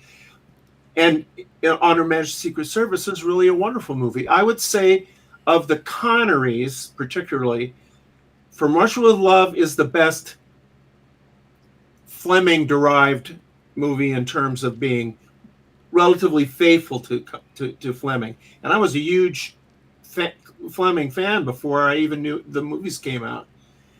I think Goldfinger's absolutely the template. Yes, but I do think From Russia with Love is closest to Fleming's books. It is. No question about it. No question about it. And I love them both, but they're very different movies. They were going down a different path because they didn't yet know just what was going to resonate with people. And so Goldfinger, which is a somewhat accurate version of the Fleming novel, that sets that template, and we've imitated it ever since. I think Thunderball was a bit of a stumble. I think they got a little too overblown, and they tried a little too hard on the quips, and that undermines the seriousness of that's got to be on the top level. I really liked You Only Live Twice, which is maybe my favorite of the songs. It seems to have become another template for Bond movies. Yeah. And it's The Spy Who Loved Me. Basically, didn't you say that, Rob? That it was. Yeah, that's by far my favorite Roger Moore Bond. Yeah, it would be mine. And I think with Dalton, which was the first Dalton? Living Daylights, which is way Living better Daylights. than License to Kill. I like that very much. And GoldenEye, and Casino Royale. Yeah. I mean, those are the big ones. By the way, I have to point something out. So, in addition to sending in this super chat, Thomas Logan made me get some photographs of his collection because he's showing us his collection. He already got the steelbook. He already got the steelbook. But I would like to point something out. I want you guys to look at this photograph. I want everyone to look at this photograph. This is Thomas Logan's collection. First of all, take a good look here and look at this shelf. What do you notice about Thomas Logan's collection? And you can really see it here. What can you tell me about his collection? Alphabetically ordered. That he has the APD? None of them are open. Really? He's got the shrink wrap on most of these. The Hitcher is shrink wrapped. Drive is shrink wrapped. He's just collecting. He's not watching. How dare he? This Bond box set, shrink wrapped. JFK is shrink wrapped. It looks like Inglourious Bastards. Every one of these things is shrink wrapped. This is shameful, Thomas. I am calling you out. Look at this. Look at these discs. Maybe the fall is open. I can't tell. How dare he? It's a great collection. Those are great. That's a great bunch of 4Ks. Okay, before I go. No, I know. I know we don't have a lot of our collections are not open. We buy stuff and don't open. But I forgot to mention this because I have friends who've gotten that Steelbook collection, which I think is not the greatest. Let's face it, it could have been better. It could have been better. Could have been better. Let's see. So could have this. Yeah, piece of cover. I don't know what the hell cover this is. What is this? I know it's not going to get displayed in my collection. This cover is terrible. Absolutely terrible. This is why the baby boomers should be in charge. Yeah, this is Warner Brothers made this. Warner Brothers, yeah, it's terrible. Well, Max, thank you for having me, guys. It's always great to have you. Thanks for your insight, and congratulations on the success of the My Camera movie and the award, the nomination for Quarry's Return. It is called Quarry's Return. I checked it out. It is. You know. It is. And, I was just pretending not to remember which books I wrote. I'm not really that much of a space cadet. It's great to have you, and I really look forward to making our movie together. True Noir dying in the post-war world. And by the way, that second season of True Noir, the audio drama, Chop Chop Son. Let's get on that. We'll talk about that. We'll talk about that. Maybe in San Diego we'll figure out what we're going to do. Yes. But I've got some new thoughts about how to do true crime. The second book. Okay. We have to come up with a title. Because there was a Clint Eastwood movie called True Crime. Well, I have that solved as well. Oh, nice. I have that solved as well. So you don't want to tell us? No, it requires a whole pitch. I got to sell you on what I want to do. Okay. He doesn't just roll over, and ask me to tickle his tummy. No. He's keeping you in suspense. I wouldn't say no, Max. I wouldn't say no. Okay, I'll lean back and watch the rest of the show, which I'm sure will be more entertaining than my segment. And thank you for having me. If you want me back next week, if I've seen anything. Next week there's no show, Rob. Next week there's no show, Max. I don't know yet about that. I don't know. I have to find out about this. Okay. Yeah, there's a thing that's come up that I have to find out about. All right, Max. Well, we will let you go, but thanks for being here. And it's always a pleasure, and finer company I cannot be in than you two gentlemen. Well, thank you. Thank you, man.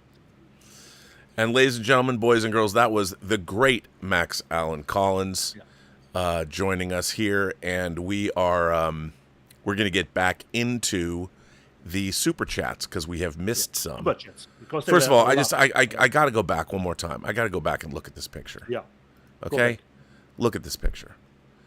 Look at this. Look at all these beautiful discs. The Hitcher still sealed. Following is still, or It Follows is sealed.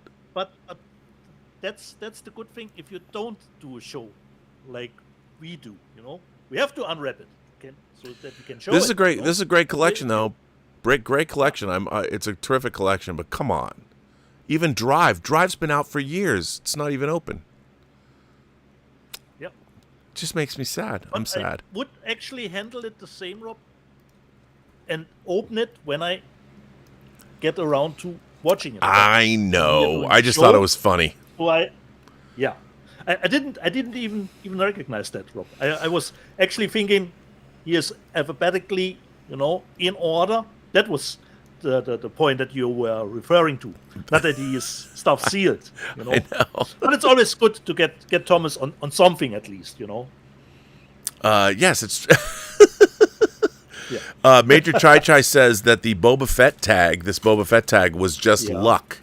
I can't believe after all the. Well, that's some amazing luck. But you can't really tell what it is. You can't really tell what it is. Yeah. Tom Jr. Jackson says, happy birthday, Rob. The Little Woman and I watched Bottoms the other night and loved it from Kino Lorber. Great recommendation. Thanks, guys.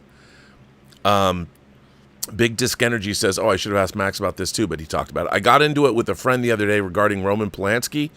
He's one of the greatest filmmakers of all time. However, there is a dark shadow on his legacy in many ways.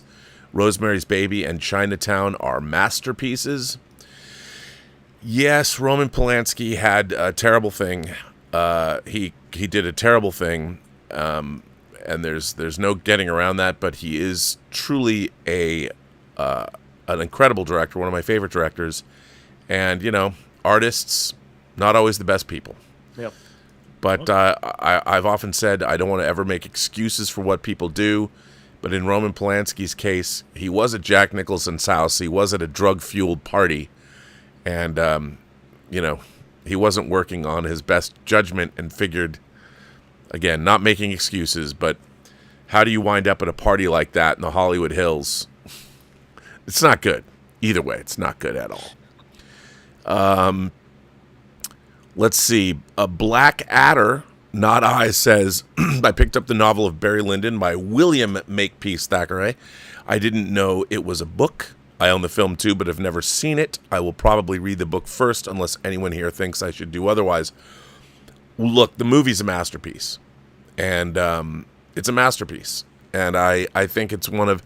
At first, you might not like it as much as Kubrick's other movies, but it's definitely...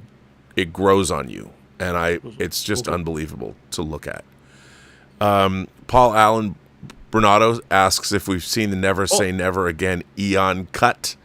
Again, I don't know which versions we're talking about, but there's a couple. Professor Dang asks, what are our favorite Richard Linklater movies? Well, I can tell you mine. First of all, Days of Confuse, the Before trilogy, and School of Rock, and probably Boyhood are my favorites. Yep. Dazed and Confused, pretty much. Yeah, I love Dazed and Confused. And then Walter White Walker says, I love Adria, I love Eliza, but I have to raise you an Alexandra Deodato for Wonder Woman. Carter-esque looks and kind of has the outfit from Percy Jackson. People talk about her as, I think she's a beautiful girl. I think she looks too American. Linda Carter, to me... Actually, good point. Wonder Woman should not look American. She should not look... And I just see her, Alexandra Daddario. It's Daddario. She just looks too American to me. I mean, Linda Carter looked American, but that was the 70s, and she really kind of pulled that off. I really think that I think Wonder Woman has to look somewhat exotic or ethnic. She has to look like she's from ancient times. Do they want actually recast the role, Rob? Yeah, they're gonna have to. They're not gonna bring back Gal Gadot as Wonder Woman. Okay.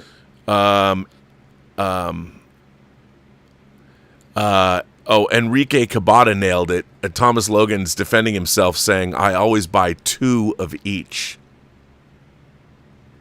So he's one of those people that leaves his sealed. Okay. Okay, that's why we didn't get our steelbooks, Rob. Of 007, Yeah, I guess that's something. I guess that's an investment.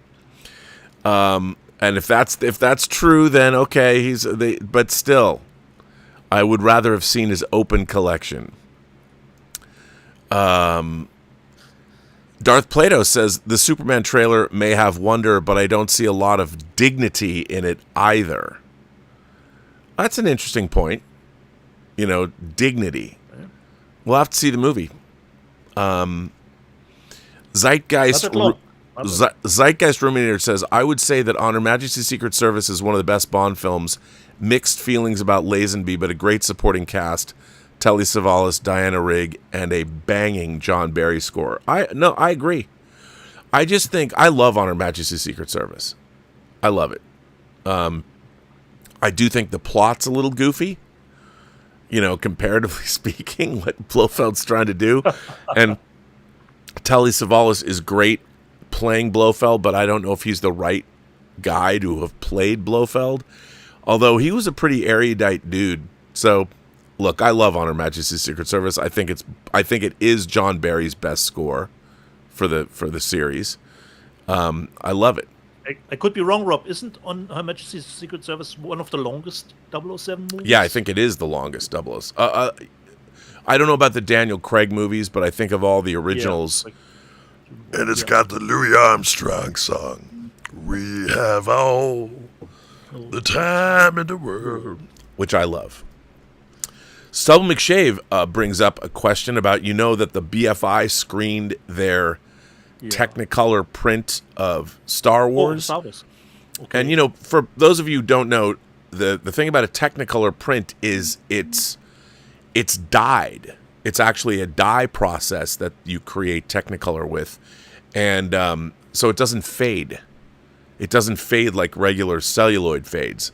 So if you have a Technicolor print of Star Wars that's 50 years old, it looks probably as much just like it did when it first came out of the bath. Okay. Stubble says 2 questions on the discovered original Star Wars. 1, do you think it was discovered or have they always had it and are now desperate enough to increase Star Wars popularity among old fans?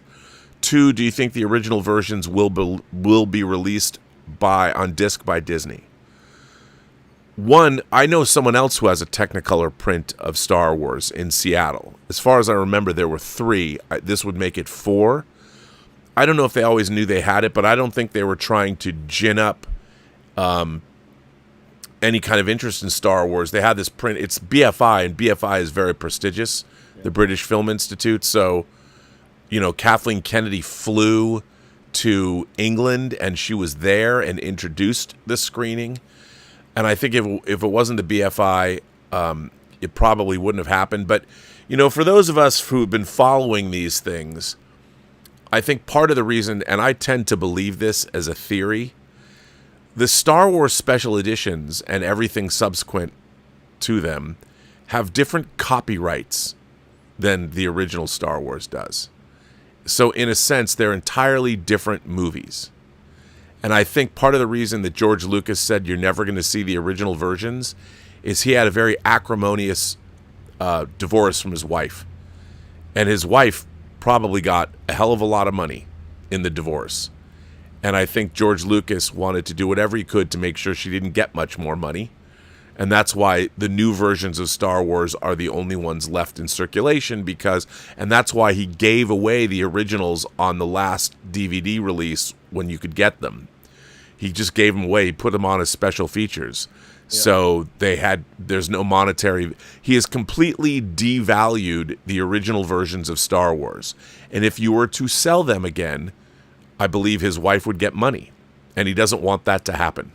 That's just a theory that I tend to believe in. Okay. So, because there's no reason why. Yeah, and George Lucas, they cut the original negatives. He talks about the original negatives don't exist anymore. And now, again, is that true? I don't know. But, yeah. But, on Her Majesty's Secret Service, I love that movie. I think George Lazenby has the physicality and the looks to be Bond. He just doesn't have, he's not the greatest actor in the world. But he looked good in the role, and he's not terrible. There's some points in the movie where he's great. But the movie's kind of all over the place. Diana Rigg's my favorite Bond girl. So, okay. So that's it. We are caught up on Super Chats. Yeah, caught up. Okay, Rob, because I almost forgot, but I was remembered when you said you had a super chat from Paul Allan Brunotto. He did send in a little letter for our show, which goes like this from Paul Allan Brunotto. Let's Get Physical Media, summer movie releases of 1975.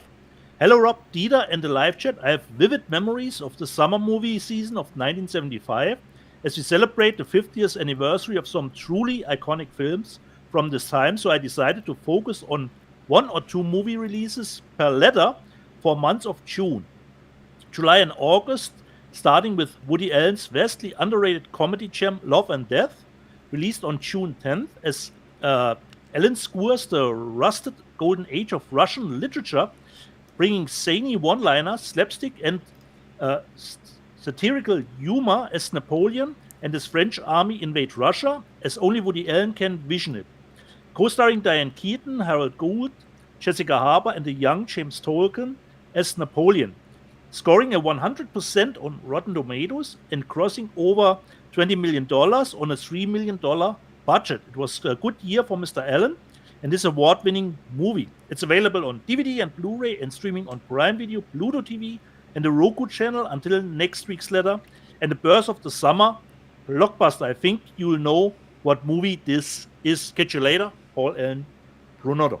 This was a little letter that we got. That's very cool. I think that you just reminded me, I can't find it, but there was somebody who asked me about a letter and they wanted me to read it on this show because they don't watch Robservations. But okay. Let me just make sure. The other way around as the commentator. Yeah. If you want, Rob, I could go through the live chat while you look if you could find the letter, if you want. I could. Yeah. I mean, I'll. Well, we have to do the news, man.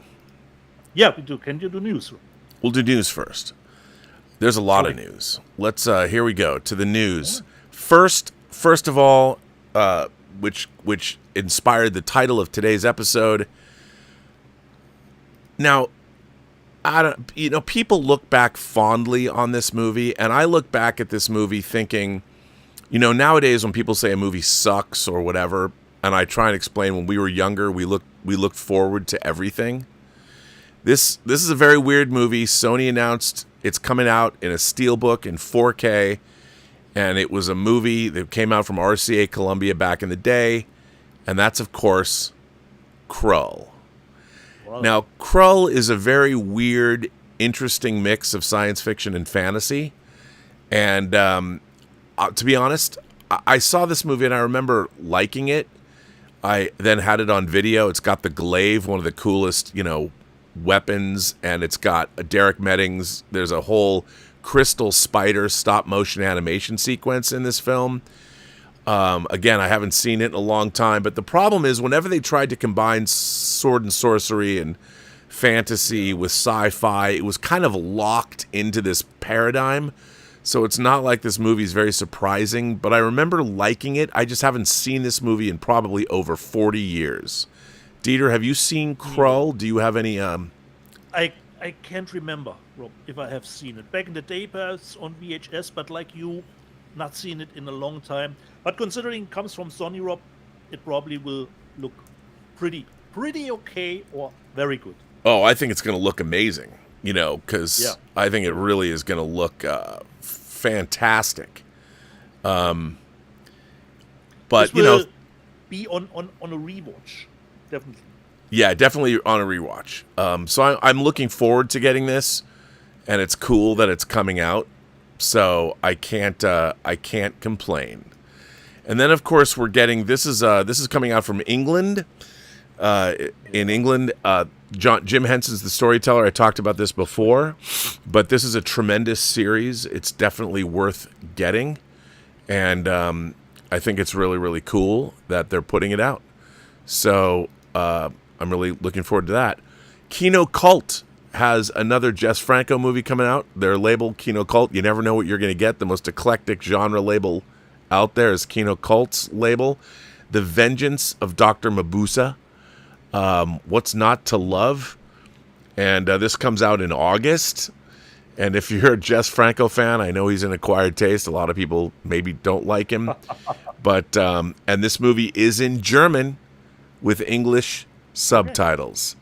So there you go. What's not to love, man? What's not to love? And now we have the Larry Cohen Mystery and Misdirection box set, which is pretty interesting. And this is coming out from Scream Factory.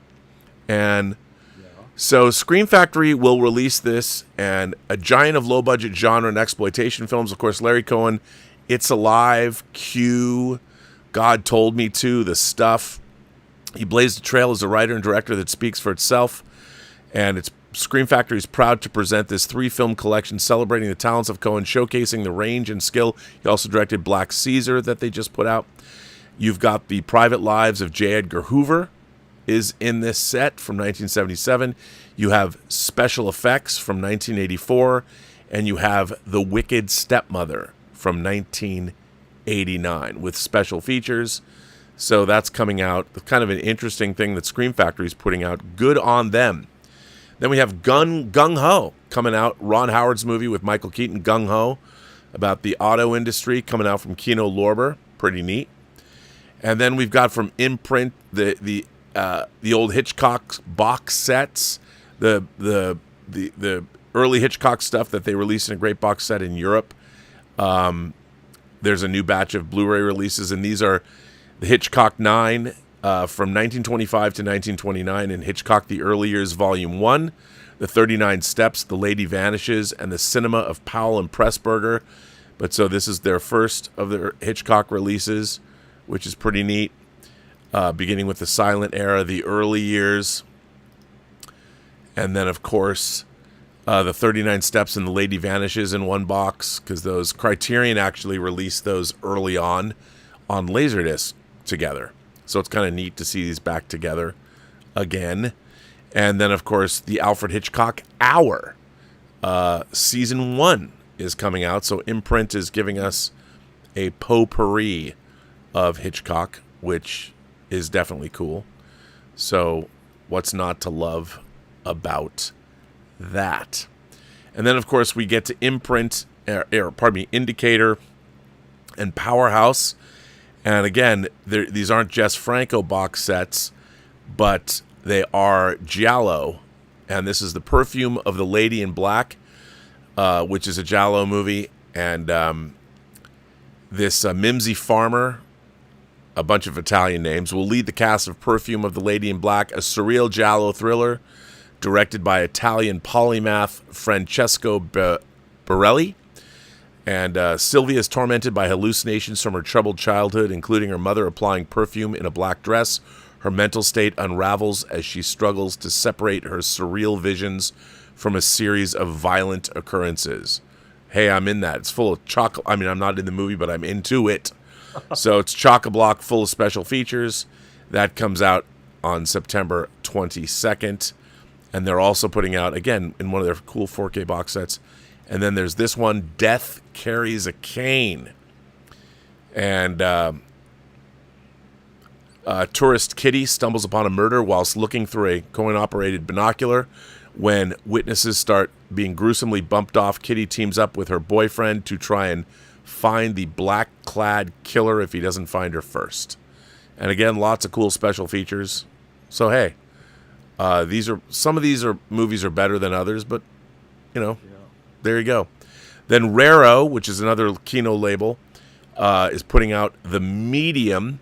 I really don't know anything about this, but it's from 1980. And The Medium is an insidiously, it says right here, an insidiously creepy supernatural horror film from director Silvio Amadeo. Following the death of his wife, an American music composer moves to an old mansion in Rome with his young son. They are soon haunted by a series of inexplicable events, causing them to hire a medium to divine the true nature of their seemingly cursed existence. And again, chock-a-block full of special features. And of course, maybe I should have made a joke about this being the release of the week, but I know you want this, Dieter. Kino is putting out Xanadu for you, Xanadu, in 4K. There you go. Everybody knows it. Everybody loves it. Everybody wants it. And now you can buy it. Xanadu in 4K coming out from Kino. And then Via Vision putting out things in 4K. We've got Point Break box set in 4K. Another one. And we've got Rain Man in a 4K box set coming out from Via Vision. So that's exciting if you haven't picked those up yet. The Little Things. This was one of the first movies that was released. This was a pandemic movie. John Lee Hancock wrote and directed this one, starring Denzel Washington, Rami Malek, and Jared Leto. And I thought this movie was okay. I didn't love it, but I liked it. It's a boring one, Rob. You can say it. It's a boring. Okay, it's a boring one. Well, there you go. Now, here's a movie I actually like, coming out from Shameless, and I think this is just a DVD. Arrow has previously put this out. What have they done to... No, it's a Blu-ray, Rob. It's a Blu-ray. It's not a DVD. That's why I meant to say Blu-ray. This is... But I think Arrow did put it out as a DVD. This is Blu-ray. Ah, okay. But Arrow put this out. I really like this movie, actually. It's a pretty interesting mystery. Again, they find this girl hanging, and was she murdered? Did she kill herself? Who knows? Now we've got a movie, Save the Tiger. John Avildsen, who directed Rocky. This is a movie he made before that with Jack Lemmon. And this is from 1973. And then we have a bunch of bangers coming to us from Radiance. You know, Radiance is always putting out really interesting movies that I usually have never heard of, but they all seem to be worth getting. So the first one they're putting out is The Betrayal. To protect his clan, an honorable samurai takes the blame for a murder committed by one of his fellows. He is promised a safe return after 1 year in exile, but his vow is broken, and he becomes a fugitive chased by his own clansmen. Disillusioned by the Bushido Code of Honor, he realizes there are only two ways out: vengeance or death. Come on, man. Who doesn't want to see that? That sounds great. Now, this movie is called Los Golfos, a.k.a. The Delinquents. A group of poor youths tear around Madrid pulling scams and petty crimes. As one of their gang prepares to perform in a serious bullfighting competition, they plan a heist that will raise the money to finance his entry. Breaking with tradition by filming in the streets and utilizing documentary techniques to give the film an urgent resonance, Carlos Saura, I love Carlos Saura, and producer Per Portabella were announced as a powerful new force in Spanish cinema when the film was nominated for the Palme d'Or at the Cannes Film Festival. Hey man, what's not to it suffered under censorship, but this sounds great. Carlos Saura, he usually directed these great dance movies, but man, this sounds good. Totally want to get this. Then we've got World Noir Volume 4, always chock-a-block full of good stuff. This is a great series. Then we have, I don't even know how to pronounce that, Chinouf. Chinouf, I don't know what that means.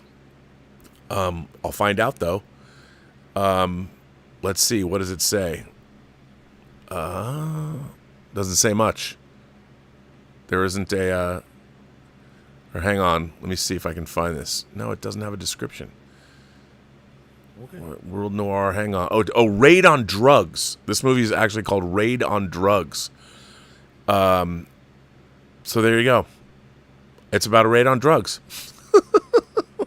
Okay. And then, of course, Back to the Wall. Jacques, a rich and Jean. This is Jean Moreau. Jacques, a rich industrialist, sneaks around an apartment where he bundles up and disposes of a dead body.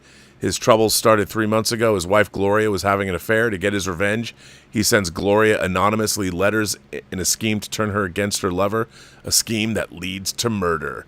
It's ingeniously plotted, and this methodical noir bathes in the atmospheric chiaroscuro, while its pulpy thrills, adapted from a novel, keeps the audience guessing until the final moments. And Jean Moreau stars in this. What's not to love? And then we've got Paris Pickup. Don't know anything about it, but looks good to me. So there you go. And then finally, they're releasing their version of In My Skin, which we've seen come out already. So there you go. Now Kino's releasing some pre-code movies. Sylvia Sidney, Confessions of a Co-Ed, and Ladies of the Big House. So these are pre-code, so they should be pretty fun, coming out from Kino. Then, of course, we've got another Vestron release coming to us from Lionsgate, Ghoulies Go to College. Look, I know the Ghoulies franchise is like this low-rent Gremlins ripoff, but hey, if it's your thing, I'm sure this is a definitive release of this movie. So there you go. Never knew, Rob, that there was a Ghoulies Go to College. I didn't know there was a Ghoulies Go to College either. But 88 Films is putting out Now, this is a great title. Detonation Violent Riders. This is a Japanese film Owaki is a motorbike mechanic with big dreams of racing professionally. Then temptation arrives in the shapely form of Mayumi, the wild and free lover of Matsuda, the leader of the Red Rose Gang, a pack of speed freaks tearing up the town. Owaki, meanwhile, has his sights on the sweet and innocent Michikyo, but any potential romance is hampered by her overprotective brother and Matsuda's bullish plans to make Machito his own trophy. Does Iwaki take the straight and narrow option or opt for a more dangerous road? I think he should go for the more dangerous road, hence the title, Detonation Violent Riders. It's coming out from 88 Films. Looks good to me. So there you go. Then, of course, Lionsgate Limited putting out a new version of Frailty in 4K. This is really, really cool. I really like this movie. Bill Paxton directed this film. Me too. So it's really, really good. Coming out in a new version from Lionsgate. Very exciting. And then we have another movie from 88 Films. This movie is called Come Drink With Me. And it's a Hong Kong film from 1966. And Come Drink With Me could be it's a 4K. This could be the story of my life. A fearless heroine, come drink with me. A fearless heroine, a kung fu master in hiding, a seemingly invincible villain, a film that's universally regarded as one of the greatest ever made in Hong Kong. So there you go. And it's made for the totally Mighty Shaw Brothers your studio. Biography, Rob. It totally is.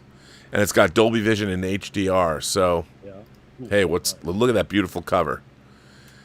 Yeah. And then last but not least for this week's news, The Second Twin. The Second Twin. Kino Lorber are preparing a Blu-ray release of Christian Jacques' The Second Twin. It's a French film, and I'll tell you what it's about. Middle-aged attorney Pierre falls for a young woman who dances in a discotheque to work her way through medical school, but the love-struck lawyer can't bring himself to leave his wife over the young woman. When the dancer's wealthy suitor is murdered, Pierre is accused of the crime. And this is coming to us from Studio Canal. The guy kind of looks like Burt Lancaster. And then finally, we have the charts, best-selling Blu-ray discs, all formats. Captain America Brave New World, Yellowstone Season 5 Part 2, The Day the Earth Blew Up, a Looney Tunes movie. The Doctor Who John Pertwee Collection Season 1. Sonic the Hedgehog 3, Wicked, Landman Season 1. Where Evil Lurks, would that be the 4K? But I'm getting the 4K from Second Sight. How to Train Your Dragon Triple Feature and Mission Impossible Dead Reckoning. And the 4K charts, Sonic the Hedgehog 3 is number 1. Captain America Brave New World is number 2. Where Evil Lurks is number 3. Kingdom of Heaven is number 4. Gladiator 2 is number 5. Brazil is number 6 from Criterion. Love to see that. Monkey Business is from Shout. It comes out. Bring Me the Head of Alfredo Garcia, also from Shout. Great movie. Outlaw Josie Wales from Warner. And Lord of the Rings, The Two Towers. Okay. And so there we go, Dietz. That is the end of the news. Nice to see that when Evil Lurks was in the top 10. That movie is so good. Nice. Yeah. I love Where Evil Lurks. It's great. Me too. So now I guess it's over to you. Are you ready to do the live chat? I would say, Rob, we do the super chats first that came in. Are there super chats that came in? Let me see. Let's see. Darth Plato says the Superman... no. Yeah. I got that. Zyka... No. Oh, here we go. Got some more. Blackadder Not I says, talking of a young Liam Neeson in Krull, I've still not watched my copy of Excalibur. What do you think of that film? What do you think of I love Excalibur. Time for the 4K, Rob. It's time for the 4K. Yes, and announcement at least. And we haven't heard who's putting it out. Yeah. I can't tell you. I promise I wouldn't. But you can pretty much figure it out. But yes, Excalibur's coming out. Some people can put one and one together. Yeah, but we'll see. I mean, I'm sure we're going to have that announcement soon. I love Excalibur. I love everything about Excalibur. So, Walter White Walker says, how great were Shatner and Tyson on Colbert? I've only seen clips. I haven't watched the whole thing, but it's great. And yeah, so I got to get back and watch that, which is very exciting. And I think we are caught up. Okay. Hang on, let me just check over here at the old tip line. And I think we are caught up, Dietz. So I turn the floor over to you. Yeah. Thank you, Rob. And luckily for you, it's not actually that many that I clipped out from last week. Previously on Let's Get Physical Media. RJ Skorengi, I agree with you, Dieter. 100% Karate Kid Legends was rushed out too soon after Cobra Kai, and the whole movie seemed like a straight-to Netflix movie. But I said, RJ, is actually the movie felt rushed, the release date, but the movie itself for me. 11 Evil X's. There's a German word on your T-shirt. Are you an immigrant? What he is referring to. Rob was wearing his. I got this as a Schnäppchen last week, and if you are watching this show for a longer time, you know what Schnäppchen stands for, which is of course gotten a great deal, a nice bargain. GA, considering Ballerina started. I love Ballerina better than expected. Yeah. Castle Grayskull, no spoilers, please. We try to do that. Sometimes some spoilers slip through the cracks. Adventure Square. I'm probably gonna buy it since I have all other Vic movies. Hopefully you will buy it, Adventure Square. Diggy Holmes, martial arts films never grew old. Fine wine indeed. Totally agree. Brendan Day, really enjoyed Ballerina. Me too. Tim Hens, totally agree. Really enjoyed the first two John Wick movies, but by 3 and especially 4, they got incredibly silly. Yeah, they went a little bit perhaps too far on that road. And Tim Hens says, the scenes with John Wick tumbling down 20 flights of concrete steps without a rip in his finely precise suit made my eyes roll. Yeah, that is certainly was a little bit over the top. Daniel's Hot Topics. Is Jason X a sequel to Jason Goes to Hell? No, actually it's not. Even if it's number 9 and the other one is the 10, you can totally watch them. Can watch the Friday movies separately. Professor Deng, I don't even own any physical media, but love watching this channel. I know if I were to jump into physical media game, I would drop a lot of money. Yeah, so probably don't even do it. Professor Deng goes on. Anyone watch Poker Face? I saw a bit of season 1, but kinda stopped. Yeah, I'm totally into Poker Face. I'm currently watching season 2, and I think there's only 2 episodes left, and then we are finished with season 2 of Poker Face. Danzig, 1979. I just finished Endor season 2. What a banger of a show. Major Chai Chai, which stream is the studio on? It's on Apple TV Plus, the streaming show with Seth Rogen, where he plays a new studio head. Danzig, 1979. Considering The Last of Us Part 2, if you played the game, then you know beat for beat what's coming. It's so faithful, it offers little surprise. That is certainly true, but I love that it is tied to the game, and they didn't veer from that. Eugene, hot take. I enjoy Terminator Dark Fate and Star Trek Beyond. Eugene, at least you know. That's a hot take for sure. Jonas Tiger, Connery is James Bond. Others only played him. The Alex Sorba, considering Never Say Never Again, he already discussed it a little bit with Max. It is a remake of Thunderbolt, but they are different enough. You can enjoy both. And Jonas Tiger goes on. Never Say Never Again was competing with Octopussy. Never forget that. Yeah, I'm totally remember that too. Tim Hens, I love Moonraker, my first Bond film on the big screen. And he goes on to say, I know it's crap when you now are an adult, but for a 9-year-old kid in 1979, it was the best thing ever. Tim, you and I park our shuttlecraft in the same shuttle bay. Moonraker rules. As far as I remember, my first Bond movie 2 in the theaters, and what could you ask more? Bond meeting Star Wars. It was just a treat. Bond that was my second Bond film in the theater. Spy Who Loved Me was my first, which was mind blowing because it was earlier. Big giant widescreen epic.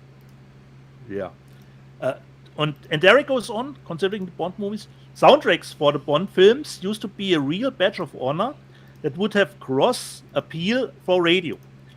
Carly Simon's The Spy Who Loved Me and For Your Eyes Only are my favorites. Curious Potato. Seeing a classic movie in a rare event, I want to see Dude, Where's My Car on the big screen. And just see Castle Grayskull. Jason Went to Hell. I wasn't even aware of that. Yeah, Jason went a little bit outside of Crystal Lake from time to time. The Alex Sorba. I was in love with Elizabeth Shue after watching Karate Kid at cinema. You and I, sir, park our shuttlecraft in the same shuttle bay. And Captain Penis, this is user tech. I loved Mickey 17. Okay? Bigness Energy. Warner Archive Blu-rays are beautiful and a lot more affordable than the big deluxe collectors limited editions. That is true for sure. Curious Potato says, never seen Sleepaway Camp. Can always go back to, but now when everyone is hyping stuff like the ending, you probably could be a bit disappointed. And the Alex Sorba says, nobody was a blast, I thought. Movie with Bob Odenkirk. Yeah, me too. I'm totally looking for part 2. That already was the live chat, Rob, from last week. I did find the letter that I was looking for. Oh, nice. And it comes to us from Brian Knight. Brian Knight. Oh, Brian Knight again. Oh, Brian Knight. Finally, he got the letter again. Yeah, so Brian Knight says, Robert, I was recently watching the Kevin Smith video where he interacted with Warner Brothers and producer of John Peters' The Wild Wild West, the one who wanted Superman to fight a giant spider. When Kevin was explaining his Death of Superman to the producer, he stopped Kevin, explaining the scene when Brainiac was attacking the Fortress of Solitude. He then asked Kevin to put polar bears into the scene, explaining how they're the most dangerous beasts in the animal kingdom. Kevin then asked why Superman would need polar bears to defend the Fortress of Solitude. Then I watched the new Superman trailer, and there's Lex Luthor attacking the Fortress of Solitude, and it's being defended by AI robots. Is this a coincidence? Brian says, P.S. If you comment on this letter, please save it for Let's Get Physical Media, the only show I watch on PGS. Thanks a lot, man. No, I don't think it's a ripoff or anything. I mean, the robots at the Fortress of Solitude come from the comics, and you know, there's certain things that are always going to happen. If you have the Fortress of Solitude, the villains are going to want to get there, especially Lex. And since Superman 2, you know, Gene Hackman getting to the Fortress of Solitude, Superman's address, as he likes to say. That goes back decades and decades. So I don't think that James Gunn is at all ripping off Kevin Smith's ideas. Do you? But this was really an old episode with Kevin Smith. I remember when he talked about when they said what he wanted to do, or what he should direct. Is really a long time ago. I remember. Yeah, it was. It was. But I understand where that question comes from. It's a good question. Yeah. But he wanted me to read that on this show. So there you go, Brian. I want to thank you for writing in. Much appreciated. Nice. So, I think, Rob, do you still have time, perhaps? Hang on a second. I do believe Stubble McShave just sent in a tip. He says, with these Bond discussions, are you ever going to re-upload the videos of you drunk watching Moonraker? So everyone wants to hear that audio commentary, Rob. You know, it's funny. Need that on the 4K, you know? You know what? I filmed myself. I was hammered. I think I I'd had so many drinks, and I for whatever reason, I started watching Moonraker, and I was running in front of my TV and filming myself giving commentary as scenes played. Okay. I'd have to Scene-specific find commentary. Yeah, it was. I would. Okay. See, the thing is, as I get older, as I get older, my former drunken antics on social media probably aren't going to age as well as I would have hoped. But it Falling could be asleep. A funny audio commentary for Moonraker. Rob. It's Come on. pretty If funny. Max I don't. and Heath can do an audio commentary. I mean, maybe now with because I'm actually watching it, but it's playing. Now with all the reaction videos, I don't know if I'd get away with re-uploading. Or I've never uploaded the whole thing, but I should look into that and see if I have it somewhere. Maybe I'll put it up. So, Perhaps it could be even perhaps as equally entertaining as Moonraker is, or fitting for them. maybe. Do you have time, Rob, or do we jump off?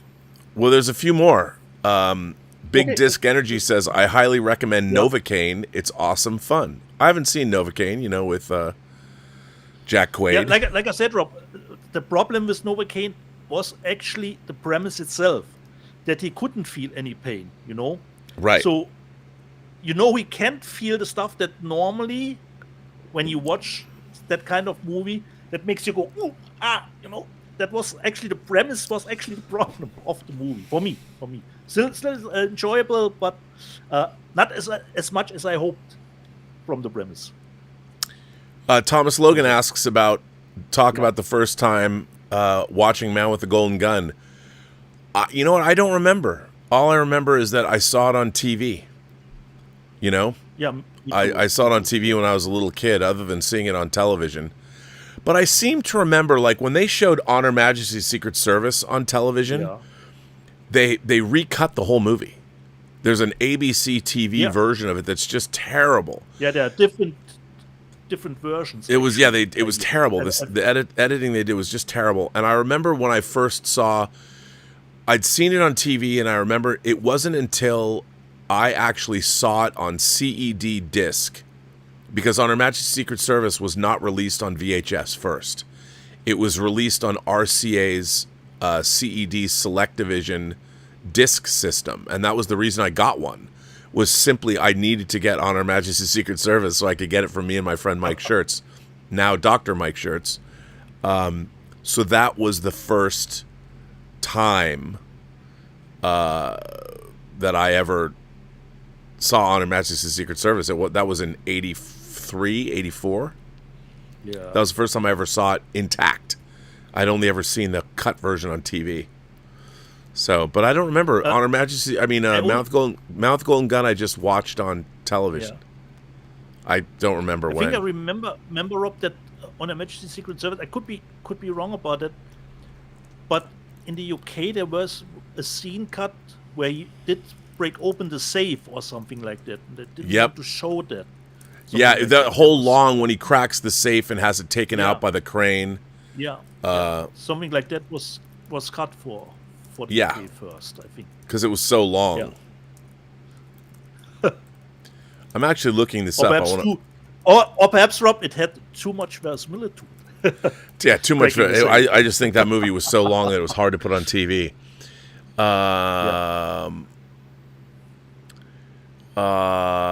Let's see. Okay, this is interesting. According to this is really so. Man with the Golden Gun came out in 1974. Now, according to this, on January 10th, 1977, The Man with the Golden Gun had its U.S. network television premiere on ABC. So I was 9. And that's when I saw it on TV. Yeah. So, but I don't remember it at all. Yeah. So it's way too far back, Thomas. To go. It was just it was probably on Sunday, so I could actually let's find out. January 10th, 1977. What day of the week was that? 10th. That's Saturday. Well, probably Sunday, I would imagine. Okay. Let's see what day it was. It was Monday. It was a Monday. That's weird. But But yeah, I mean, every time the James Bond movies were on, it was a big deal. Big deal. So there you go. That's interesting. I didn't know that. Nice. All right. So now, what do you want to do? If you don't want, you know, jump ship. If you still want to do that, sure. Yeah, certainly. It'll wipe the terrible taste out of my mouth after watching the Strange New World Season 3 trailer. I hear they will finish Season 5 with a shorter amount of episodes. Yeah. I mean, but they haven't even put... Okay. Does that help Europe? Yep. That does. Okay. I need some lights here, because that is a fine print here. Luckily, you know the names better than me. Dr. Simon Van Gelder become insane after experiment with what mind-altering machine?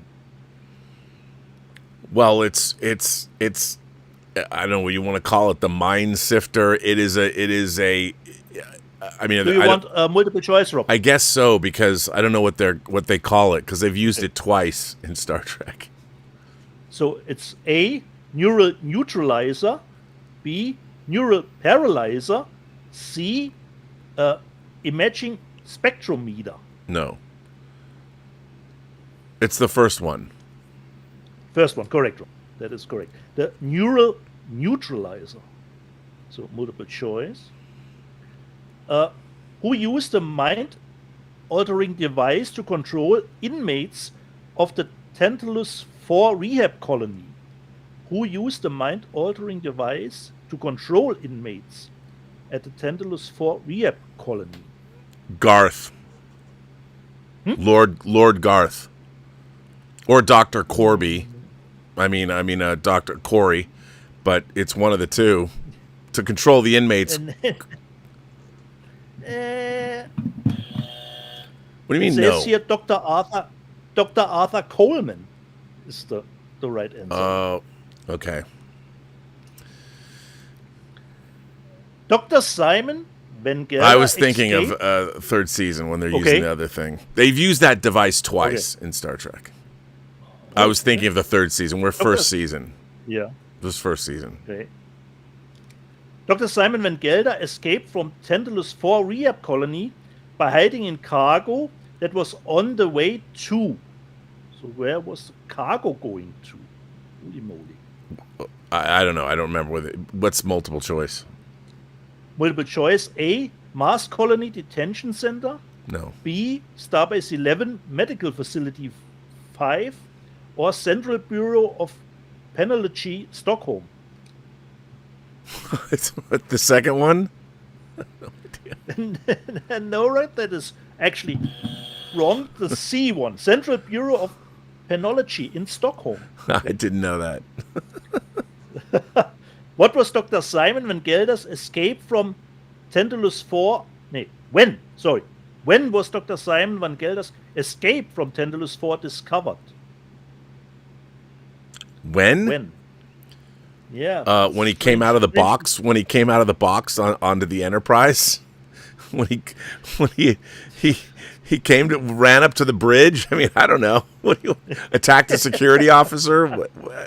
I give you multiple choice, Rob. A, when the Enterprise orbited Tantalus 5, shortly after the Enterprise left Tantalus 5, before the Enterprise arrived at Tantalus 5. So when did he escape, Rob? Shortly, while, or before the Enterprise arrived? While. He couldn't have... he was beamed up by the Enterprise, so the Enterprise had to be in orbit already. So, I mean, I don't know what to tell you. It's a buzz, Rob. It's B, shortly after the Enterprise left Tantalus 5. Last one, Rob. How did Spock obtain information from Dr. Simon Van Gelder about the Tantalus 5 rehab colony? How did Spock obtain information from Dr. Simon Van Gelder about the Tantalus Vulcan 5? mind meld? Correct, Rob. That is. Yeah, I didn't do so well on that one. Rob, what is that episode? Help me out. That is called Dagger of the Mind. Dagger of the Mind. It's an early episode of the first season. Yeah. I was confusing it with a third season episode that is it deals with the same thing. I was thinking Whom Gods Destroy. But from Europe, this was a tough question to answer, considering you should give an answer like the Central Bureau of Penology, Stockholm. Yeah, I didn't know that. Okay. So I think if we don't have any super chats, Rob? No, I think we can end this show. Okay. Let's end it. So we are not sure if next week we will do a show. Yeah, I don't know yet. I have something that came up that I have to deal with. It literally is a family issue. Yeah. So Kelvin Wellborn has been a member for 38 months. Thank you, Kelvin. Nice. That's very exciting. And I think that we are caught up. Okay. We are caught Rob up. will let me know about next week. Yeah, I'll let you know. I'll let you know in a day. I'll let you know in a day. Ja. And for Miete, dann I say, jede Person, die du triffst, hat eine Geschichte zu erzählen, die du noch zu hören hast. Alles, was du tun musst, ist zuhören. Every person you meet has a story to tell that you have yet to hear, and all you have to do is listen. I don't know if I believe Thomas Logan that he buys 2 of everything. That's a very expensive proposition. The only thing in his photo were the 2 Deadpool steelbooks, with the different cover variations. That were the only 2. So he bought 4 of those, 1 of each, twice. No, 2, Rob. No, 2, Rob. Yeah, because there's 2 different ones. There's 2 different ones, and he says he buys 2 of everything, 1 to open and 1. Yeah, I don't think so. Rob. I don't think so. I mean, that's what somebody said. I mean, that's an expensive thing to do. But actually, not if you don't buy as much crap as I do. Then that's true. That's true. Good ones, that's true. He's got a good collection there. Fairly new. Yeah. Fairly new bunch of discs, but a good collection nonetheless. Well, I want to thank everybody for generously supporting this channel via super chats and tips. Sorry we didn't have a member call this week, but we will, I don't know, maybe next week, probably not. I don't know yet. I have an issue. I'm supposed to go on a trip this week because of a family matter that I have to attend to up in Seattle. I might not be going on this trip, which is a bummer.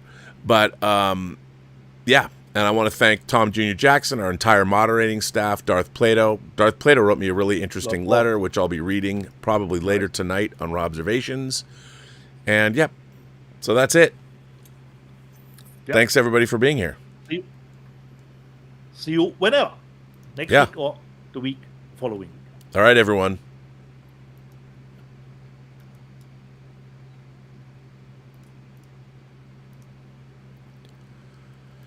Okay, we are done. Okay, nice one. That's it. That was a good show. I hope you don't mind me having